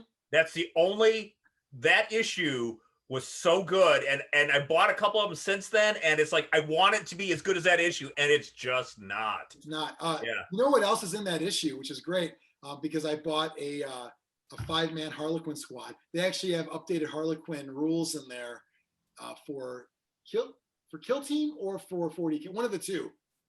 Like of other things you can take and other things. Yeah. So there was it was literally only the whatchamahoozles you could take. Yeah, it's still the same what you can take from that. I mean, like abilities or something. I don't know. Maybe it was like what mask command or stratagems the card. I don't know, something in there for either kill team. But I just meant it was such a great issue as is, and there was another thing in that same issue that I utilized. Whereas the next one could have 0, and the next one after that could have 0. And then one after that. So I'm a sporadic White Dwarf buyer. I'll see what's in there, but it ain't like it used to be. And I don't want a subscription anymore. So, here and there. I will say this: if there is an article in there that's so good, rules wise, they will eventually print it in some kind of book. So, like if you bought the White Dwarf that had new assassin rules for 40K, and then you're like, oh, I missed it. I don't want to spend $30 for some guy on eBay. Don't worry about it. One of the Psychic Awakening books had all of it in there, and it covered it anyway. So they usually will do that. The Orc one's a little different because it had some thematic things. But if there was like what they used to call chapter approved articles, if there was one of those that's good, they'll reprint it somewhere. Anyway, Kill Team is we'll get something, but we'll get scraps. We'll get what Blood Bowl's going to get one day. Blood Bowl's still being supported, but it's going to go to scraps at some point. So will Necromunda. Xtreme. So what's the new score? 3.125. Okay. 3.125. 3 1/8, I believe. Mrs. Schumann's math class, Marquardt Middle School. Had to memorize all of them. What else we got? Next up on the list is Kings of War. Everybody's favorite, I think. Not everybody. Not everybody. Johnny gave it a 3.5. I gave it a 4.5. Mike gave it a 4.5, and Brian gave it a 4.5. I'm going to stick with my 4.5. Okay. Any are you going to do anything Kings of War related anytime soon? I'm considering it. I'm thinking about it. I have a shopping list put together. Ooh. We'll see. Okay. I think you like Kings of Shopping more than Kings of War. Yeah. Is that fair? Yeah. Okay. That's fair. Are you going to do the Skylanders like you did with your Lesser Obsidian Golems? No, I'm looking at small Kings of War, 10 millimeter. Oh. Is that War Master scale, Mike? Yeah. An army in your pocket? No. Is that pewter in your pocket? Or are you happy to see me? Is what I want to know. Okay, sticking with the 4.5. I gave it a 3.5. Yeah. Yes. I'm going to stay there. I considered going up a notch, but I still have my undead army, and it's still sitting there. And I played a little bit when I was here. It is still a really good battle game, but I don't know. The competitive side was a little off-putting, if you will, when we got to that level. Yeah, a little bit of too much Ohio in it, I think. Too much of that. I will say this. It's going to stay at 3.5. But if we do this again, say episode 100, there's a chance it could get to a 4. And I really want to give it a 4. And if there was a 3.75 I could give, I would probably give it. Because it does need to be higher than a 3.5. I'm just not ready to put that at the same level as my 4s. Because when I look at my 4s, I'd rather play any of those any day. So it's a tweener. It's a taint right now. Here's the other thing too. Here's another reason why I kept it the same. I still haven't bought the 3rd edition rulebook yet. Wouldn't you think a game that should be higher than 3.5, I would have bought the most current rules? They've been out for how many years now, Mike? 2 years? 1.5, if not 2. Yeah. And is there a new Uncharted Empires book too? Yeah. So you got to get the new rulebook and the new Uncharted Empires, right? Yeah. Okay. So I haven't bought those yet. I'm not opposed to picking them up if my store had it, but a true 4, I'm not lacking in the rules department, is what I'm saying. 3.5 remains. Let's go to Mike. I'm going to keep it at a 4.5. This is the only game that I'm tempted to give it a 5. Ooh. Because there is no other game. And I like how you said Kings of Shopping, because I do that so much. I buy stuff for Kings of War and I plan and all, like, this is the game that I get into. So you buy models that you think are cool and find a way to fit them in Kings of War, right? Or I just buy like I bought all those halflings and I'm going to use those for, because they don't have the halfling army anymore, so I'm just going to make, you know, Kings of Men. And now there's a Kickstarter for basically Bretonians, which are halflings, which I will use for. I just keep doing that, and I bought Bretonian halflings. Yep. Oh. Do they have poofy, poofy I was looking at what's that company? Is it not Hero Forge? Fire Forge? Yeah. That makes really cool knights and stuff. Yes. And, yeah.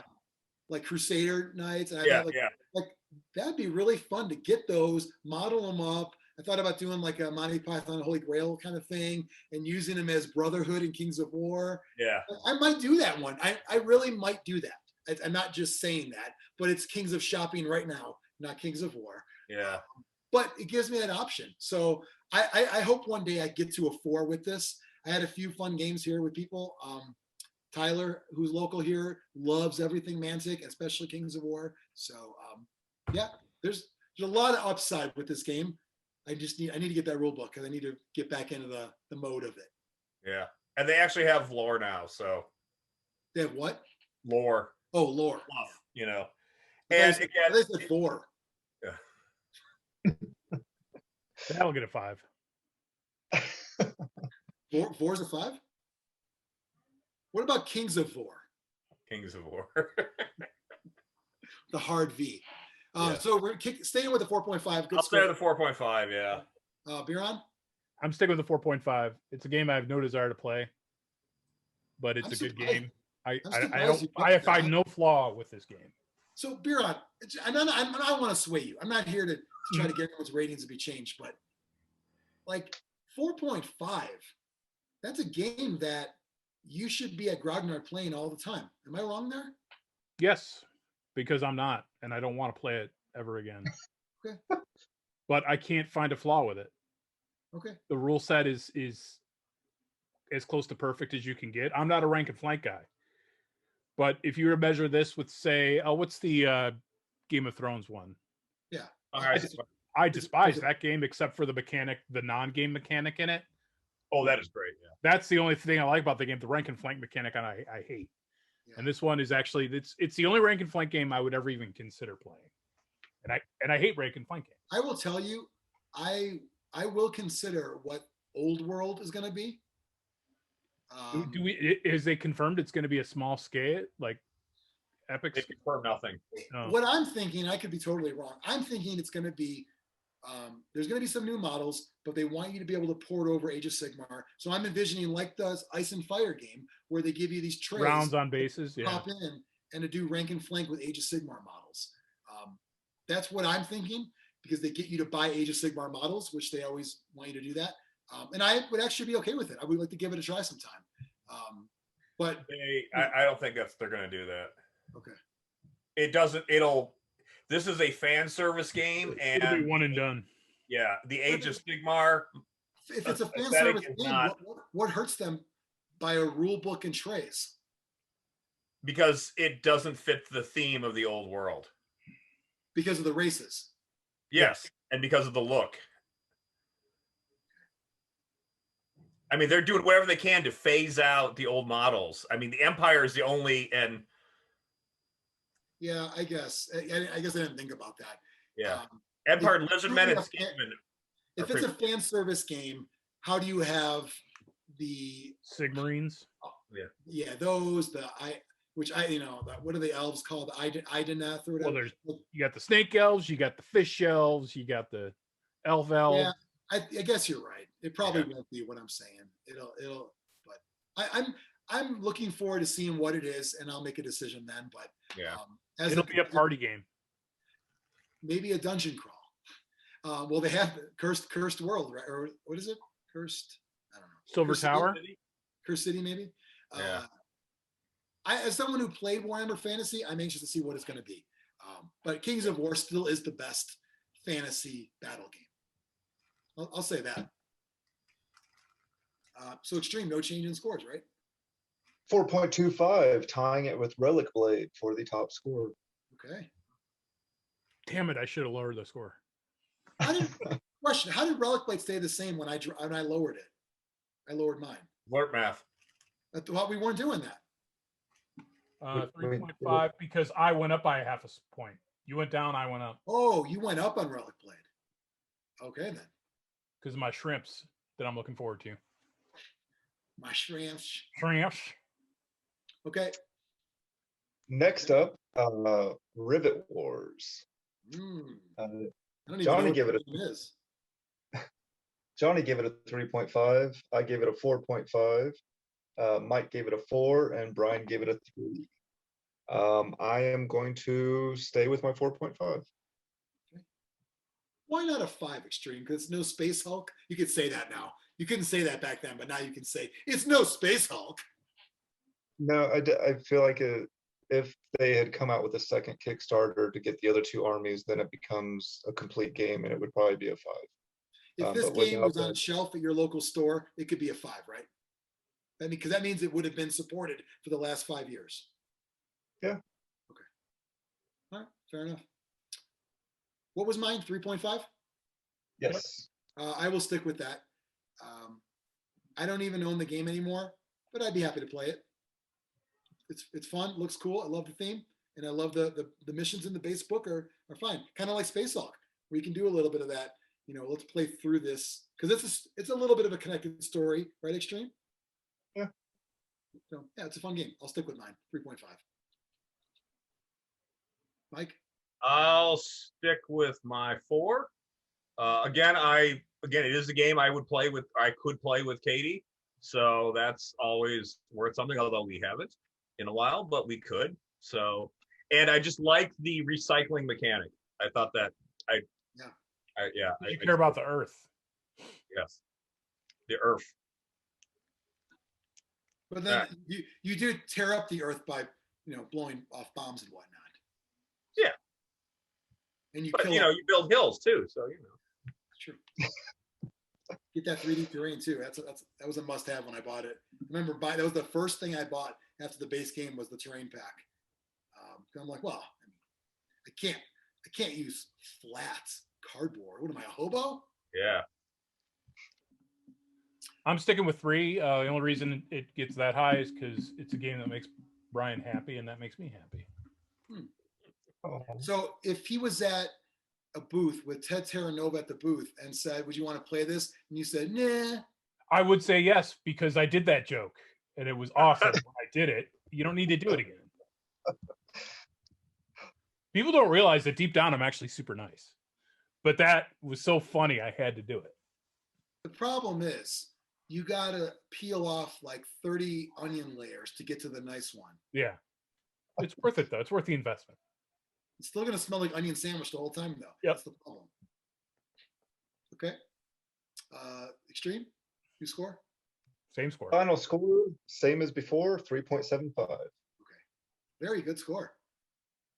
Not bad, not bad. It's not in that sub 3 club. Dracula's America is next.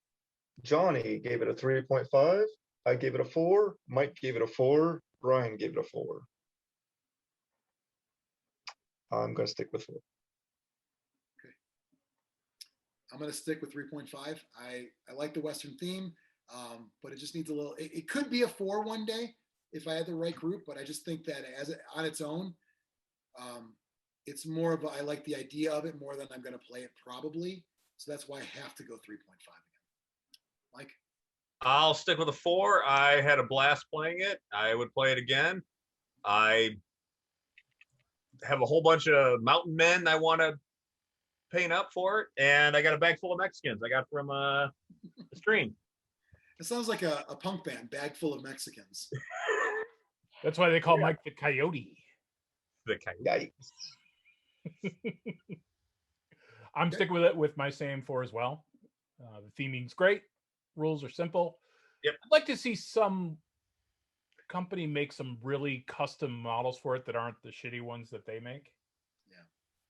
They're not shitty. They're just kind of blah. They're not bad models. Yeah. For every model in their line, I think Black Scorpion has one that's better. Yeah. Yeah. For Black everyone. Scorpion's resin. Yeah. I don't. But I did like my Rojas Manos coven. Do you want Games Workshop to get into Wild West? No. Sure. I kind of do. They did make a good Wild West rule set. Yeah. Legends of the Old West was really good. Yeah, it really was. I don't know that one. That was just a book. They didn't make models for it. Okay.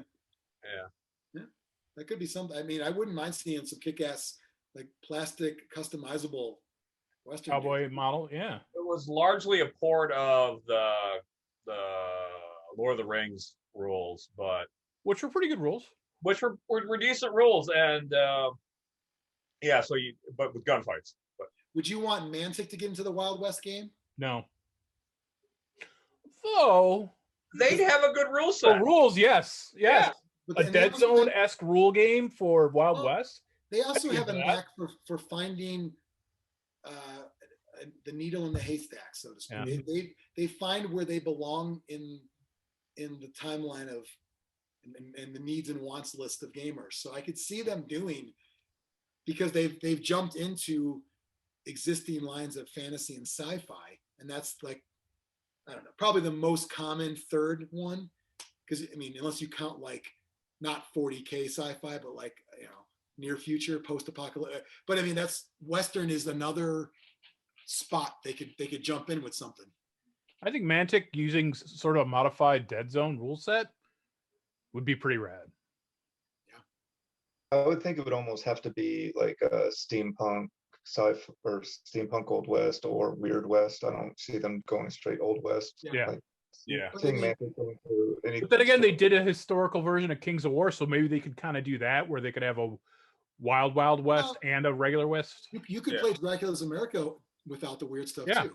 Oh yeah, for sure. You know, when Wild West Exodus was Outlaw Miniatures, Romeo's company, and then it goes to TT Combat. They haven't done a lot with it, but would have been kind of cool to see. I mean, I could see Mantic doing a pretty good job with that kind of game, a weird steampunky, you know, alternate history. Yeah. Out West. But then they'd release like a Mars Attacks faction. You just roll your eyes. Oh come on, a cowboy hat on top of those. The big stompy robot. Don't give people ideas. The same guy that made that stick tree man is going to do that. Fisty Glue Man. Fisty Glue Man. Oh yeah, and the twig with the googly eyes. Yeah. Right. You know, it'd be funny. This is tough. My Little Pony would pour it over really well with that. All right. Okay. So Dracula's America stays at a 3.75. Okay. Yeah, no changes. Dungeon Saga is next. Johnny gave it a 4, 3. Mike gave it a 4, and Brian gave it a 3. I am going to. I think I'm going to increase to a 3.5.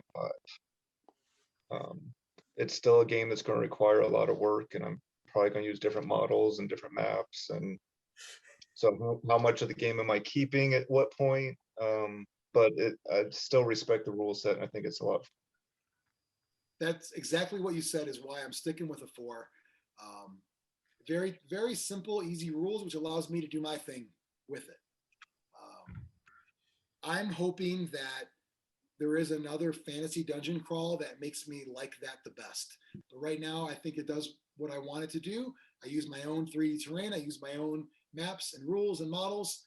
But as a core set of rules, it's nice. And honestly, the resources in the Adventures companion book and the cards that come in the expansions, not necessarily the expansions themselves outside of the box. The box is great for storage, but I don't care about the tiles. I don't care about the models, but I wanted the cards and I wanted the box of the expansion. So I bought them all, and it works great for what I'm doing. So it's still fun, still a blast. It's a 4 and decent for playing campaigns to upgrade characters. Still needs a games master. You don't want to let people run amok, if you will, because it will become like Warhammer Quest was, where this wasn't meant to be balanced. If you're playing solo or without a GM, playing co-op, you still want to have someone to run it. So it'll stick at a 4. I don't see it ever going higher, only 4 or lower, but right now it's still a lot of fun. Mike? I will keep it at a 4 for most of the reasons what you just said. It's a fun game. Like you said, the rules are excellent. We have plenty of resources to use better models and better tiles and whatnot. So, yeah. Okay. Biran? I'm sticking with a 3, just because the tiles, the components bum me out. Yeah. But I did play it once and liked it. I just think not quite there yet for me. I'll tell you what, if you saw this game in your store, you're a dad or mom buying it for one of your kids to play with you, and you didn't know what was better out there, you would think it's the greatest thing ever. But after you've played other things, our last week episode in Space Hulk, talking about the tiles and all that, Biran's right. It can be a bit of a bummer to have what you feel is just poor component quality. It feels like a prototype version of a better game. It very much does. You open up, like you look at Descent, like someone playing Descent with all the interlocking tiles and stuff. You're like, oh, that game looks way better. It's probably not from a mechanic standpoint. Even Descent, you might get a model that's all and then you got to put them under hot water and fix them. Even Descent's not perfect, but it's light years ahead of the components in Dungeon Saga. It does feel like a prototype. It feels like, okay, I'm ready for the real one now. It feels like a pizza box full of Elf Bowl. Yep. So I think it'd be kind of cool if they went. I actually would not even mind if Mantic did another Kickstarter. Oh no! If they did a Kickstarter for a Dungeon Saga 2.0 with hard plastic and better components, interlocking tiles, I think people would eat it up. It'd be another $1 million one. Or even just the miniatures from Vanguard would be better, wouldn't they, Mike? Yeah, most of the Vanguard models. No, they're so hit or miss. Like some of their, to be honest, some of Mantic stuff's good, but the resin is really good. Their resin stuff is really good for resin. But metals are not good though. No, at least I don't think so. Metals are never good from my perspective anymore. Well, I'm on board with that too. But I actually think their old timey metals are better than the newer ones. But yeah, I just think that if you did not all the expansions, if you just did like a new full set to compete with, and again, maybe they won't, because again, Mantic, again, I'll give them credit once again. They're very good at finding their window, their niche window to slide in. Now that GW is on their third or fourth, I think third version of Warhammer Quest in the new style, and this one seems like it's going to be even more Warhammer Quest than Age of Sigmar-ish. Is that the one that Hasbro did through Pulse, or is that? No, that's straight up Hero Quest. Hero Quest, okay. I mean, GW does their first Silver Tower, and right? People are like, this isn't what I remember. Yeah, it's real weird. The Hammerfall one, which okay, this Closer, looks like a dungeon, but why is there a Stormcast? That's not fantasy. That's weird. Yeah. Now this one, again, I don't know. It seems the most. Yeah. You got witch hunters and ghouls. Old time. And you actually, but they are the ghouls that I want. The flesh eater courts. Flesh eater courts. Yeah, I want them. They gave us the flesh eater courts have great fluff, but the models don't match the fluff. Yes. And I want them to be in the decayed robes and stuff. The flesh eater courts is the best undead fluff. Period. Yes. Yeah. So maybe this is going to coincide with old world stuff, giving it that real fantasy feel. So we'll see what happens. Dungeon Saga could from Mantic could very much just be a dead game at this point. I don't know if it is. With League of Infamy, which is similar. League of Infamy is playing the bad guys. Yeah, I don't know how many of the. I honestly have not. I don't know if the rules to say if that's a port of Dungeon Saga or not. I'll tell you what though, like what I mentioned earlier, same with the Xtreme. The base game is still really good enough where it can be a dead game because just give me the rule books, and in my case, give me the cards, and I got a good starting point. I got an easy enough dungeon crawler for normies to play. I got enough in it where like facing matters and efficiency of actions matter, so veterans might like it. So it's got everything. It's just if the game by itself is dead, it doesn't matter to me because it's still a 4 based on rules alone. Xtreme, what's the score now? 3.625. Ooh, 3 5/8, if you will. Next up is everybody's favorite, Necromunda.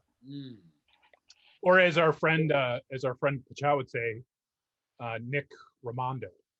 Nick Ramondo. As my old friend Darren Beaver would say, Necromunda. Moon. Before we get into it, Xtreme, comparing this cumulative score that we had with our current adjusted ones, is it still the lowest?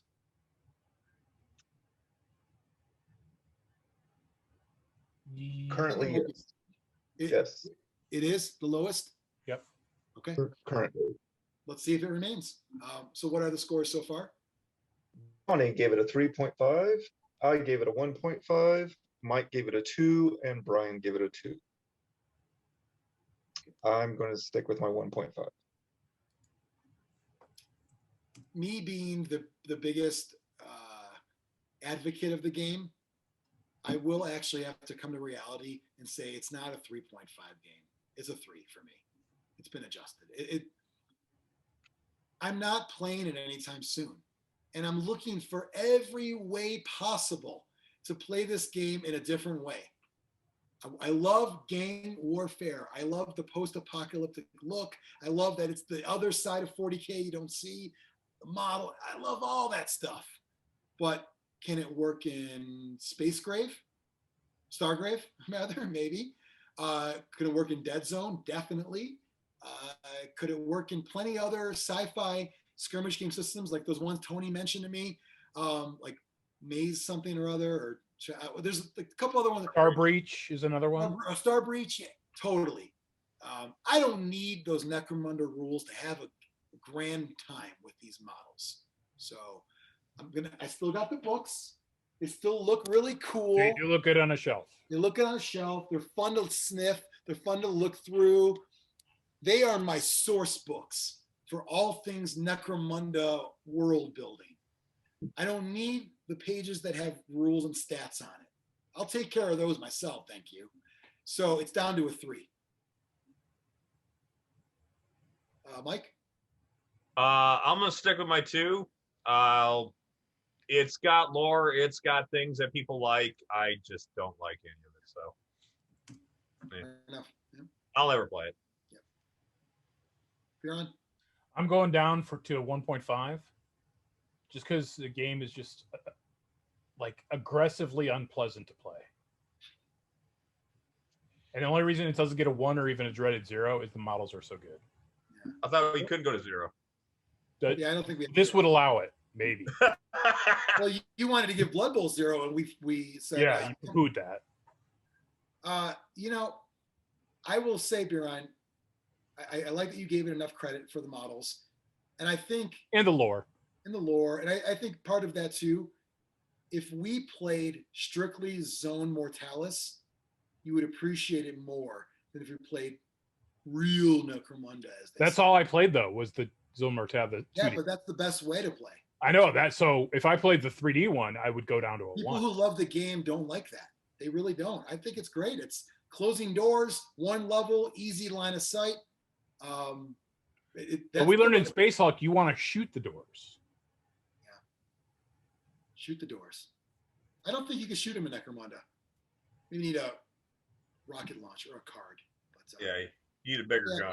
That was the way to play it, though, when we played. and I played in the tournament at Adepticon. Yes. And I played here with some people who really like the full version, and I didn't have a bad time with them by any means. I just prefer to play Zone Mortalis, and I'd rather play Dead Zone rules and probably Stargrave rules when that comes out. So I think my plan at some point is to play Necromunda in the future with Dead Zone and kind of like find a good, this means this weapon means this. I'm sure someone already did the work, but if not, I'll do the work on that. That's one of my plans. One of my gaming goals is to find a way to play Necromunda the way I want in the next year. New score, Xtreme. It probably still has the lowest because it went down. It still has the lowest. It's gone down to a solid 2. Oof. Solid 2. A deuce. A deuce. We dropped a deuce. Dropped. Yeah. A number 2. What's next? Next, we're going back to Mantic and Armada.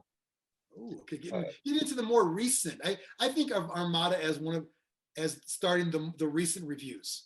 Like Necromunda seemed like it was a long time ago. Armada seemed like it was yesterday. Yeah.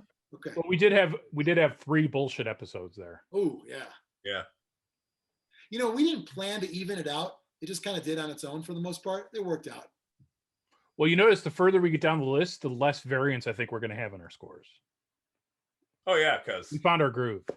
Yeah, and you know, more recent harder things to base it off of. Yeah, I get that. I would agree. So Armada scores. Johnny gave it a 3. I gave it a 4. Mike gave it a 4, and Brian gave it a 4. I think I may have shot a little too high on this. I'm going to lower it to a 3.5. I will say to Biran's point, he just said about we found our groove. You guys all forget how quickly and fickle Xtreme is. Yeah, Capricious like a little demon. He will love a game and shit on a game in the same day. I bet.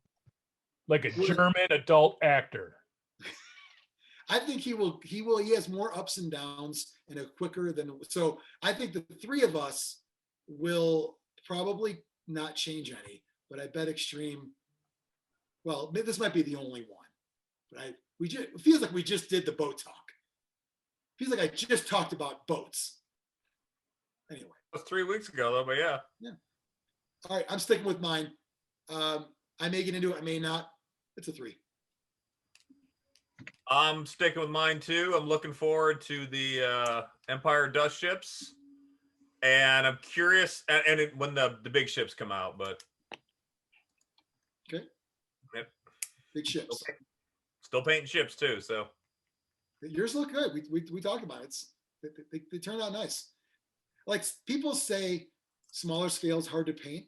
No, it could be easier because there's less stuff going on. Right? I mean, oh yeah, I actually miss painting when Xtreme was talking about the 10 mil Kings of War, because again, War Master was my game. I got like 6 fully painted armies of War Master, and yeah, so the way to do it. It just once you get over, you're not going to get the detail. Once you get over, you're not painting eyes. You're not painting eyes. I don't do that anyway, but and also I always do the 3-foot rule. Does it look good from 3 feet away? Because with my contacts out. Right. In this game, I mean, it's 3 foot, but like at a different scale. And we're also, none of us are getting any younger. So I bet everything's going to look good. And thank God for contrast paints. Yeah, I bet that would turn out nice. Like maybe, is it streaky on the sails or does it look good on the sails? Not on the sails, but just the ships, the wood on that, the snake leather, perfect. Yeah. What was that? The wormwood or whatever, or whatever. Oh, wildwood is a little too dark, but snake. Yeah, snake bite works the best. Okay. Wormwood's good if you're going to do like a light dry brush over it. Okay. Yeah, wormwood's dark brown. I forgot about that. Yeah. All right, Biran. I'm sticking with the 4. I played a game. I really enjoyed it. Looking forward to more. You watched us play? Yet, right? Yes, I did. Huh? You have not purchased a boat yet? No, I have a fleet. I have a dwarf fleet. No, a boat for you. What's that? A boat for you in real life. Oh no. I have a land boat. My RV is my land boat. I was hoping you were going to LARP Armada at some point, a LARPada, if you will. My parents used to have a pontoon boat. Yeah, my aunt had one. That was the shit. Pontoon boats are awesome. I'm sure it was a lot of upkeep, but I didn't have to worry about it. One, I was a kid, and it was an amp, so not directly had to do all that. So it was fun. Okay, Xtreme. So there is a new rating for this one. 3.625. All right. You overshot. What happened, Xtreme? You thought it was better than it was? No, I think I still think it's a good game, and I would give it a try, but it's not a game that I'm excited about. Like, I still don't like boats. So I just think I got wrapped up in everybody else's. Like, in the way, like, the Truman from the Truman Show doesn't like boats? Is it a phobia thing, or is it a theming thing? It's a little bit of a phobia thing too. Yeah, but it's kind of like that because we're filming Xtreme right now for Xtreme Vision. Yeah, I like that. It's part of it's the next scene. I don't really like boats either. I don't know. I just it's not my preferred setting or style. But I'm glad like that Adepticon, big Adepticon game where people dress up like pirates and go, fistful of jizz or whatever or something. Yeah, come into our boats. It was called like "Come Ye Faithful," I believe. Yeah. That was a little too much. I would never wander over there. I would be afraid of being engaged. Who's more annoying, the guy doing the pirate shtick or the top hat Malifaux guy? Pirate shtick because he's more aggressive, whereas the top hat guy is more of a cut. Pirate guy's gonna touch me. Right. Pirate guy's gonna be in my face. He's gonna touch me. Malifaux guy is scared of people secretly. Right. He'll only talk to people in that dark, dingy Malifaux. He'll come up to you like, "Hey, hello," and it's like, "Hey, I could be of assistance, milady." Right. I could be like, "Get the fuck out of me." Whereas the pirate guy wouldn't flinch. Right. He wants me to get aggressive. Right. Okay. I just want to clear that up. All right. So then we move on from boats to robots and BattleTech. Oh, I forgot we did a BattleTech episode. Jonny gave it a 3. I gave it a 2.5. Mike gave it a 3.5. Brian gave it a 4, and Todd gave it a 4. You know what? I'm gonna lower. Sorry, are you changing yours? Sorry, jump the gun. I am going to lower mine. I'm going to lower it to a 2 because we all had fake scores because Todd was here. We didn't want to hurt his feelings. Well, here's the thing. We're already going to hurt his feelings. I like to hurt Todd's feelings. But we're already going to hurt him though, because we're going to take his out of the fucking mix anyway. Because we don't know. He might have changed his score. We don't know. Right. We don't know. I almost think I could go lower than that because I just have no desire at all to play this game. But I felt so bad for Todd. So you're lowering yours to 2.5? 2. To a 2. 2. I'm going to go to a 2 as well. I might pick up that Alpha Strike side game, but it's probably going to sit on my shelf forever. I'm just not going to play the game. This is not going to happen. So I'm going to keep mine at 3.5 just until, because I bought the set of cards for the Alpha Strike. Okay. Cannot buy the rule book. It is sold out everywhere. Oh.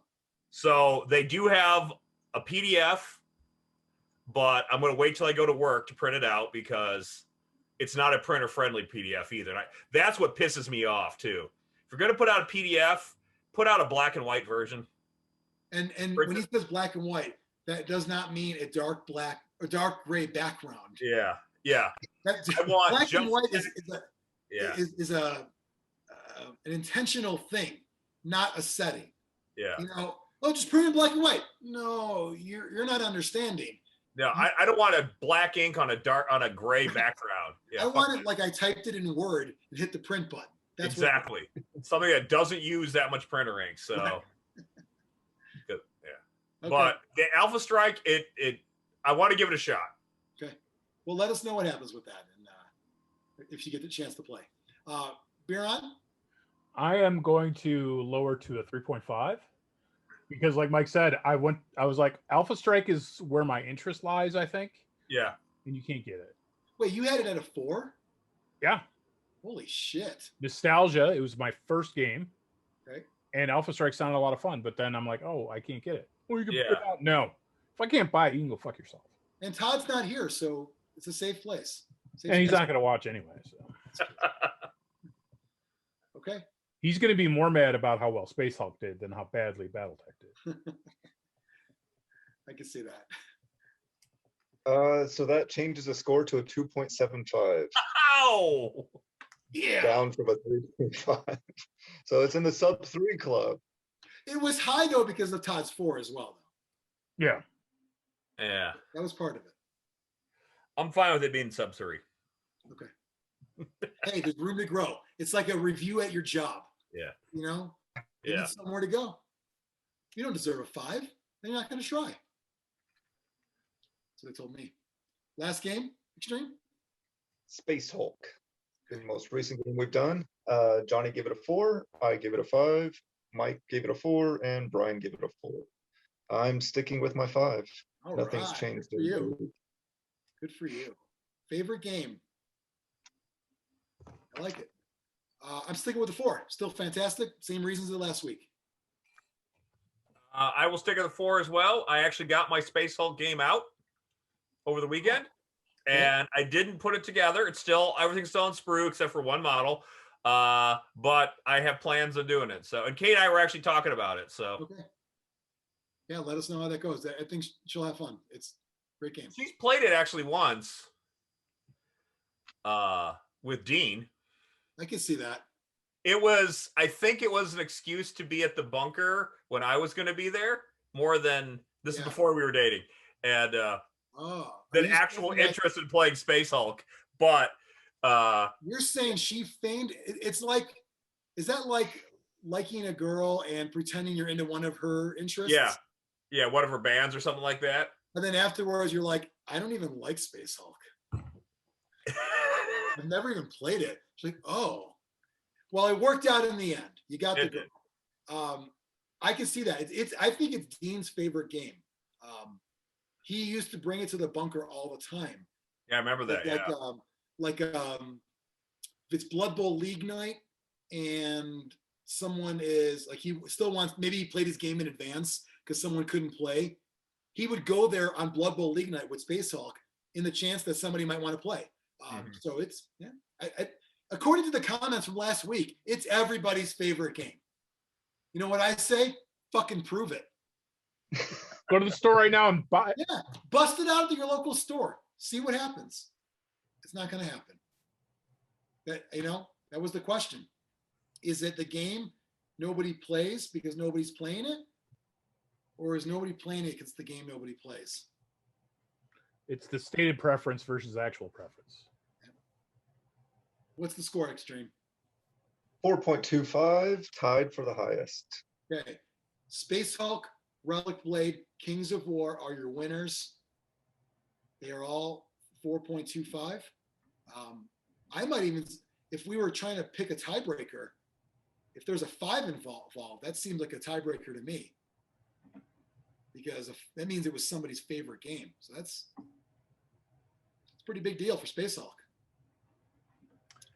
Necromunda is still the worst. Necromunda's isn't that weird that a specialist game is the top and the bottom? That's interesting. The one that's supported, specialist? I do. It's dead specialist, but it's specialist. The one that's supported like the most of all their specialist games, probably with Forge World releases, is the lowest rated, and the one that's supported the least is the highest rated. So a lot of these, makes you think. Lincoln had a secretary named Kennedy. Kennedy had a secretary named Lincoln. There's a lot of those with these games, especially the Games Workshop games. What's going to happen in episode 100, you guys?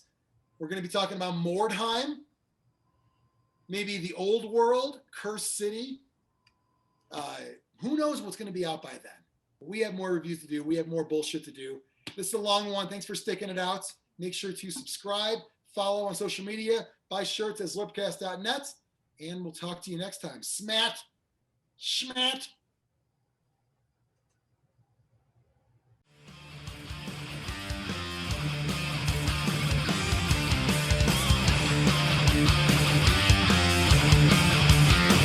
Zlurpcast!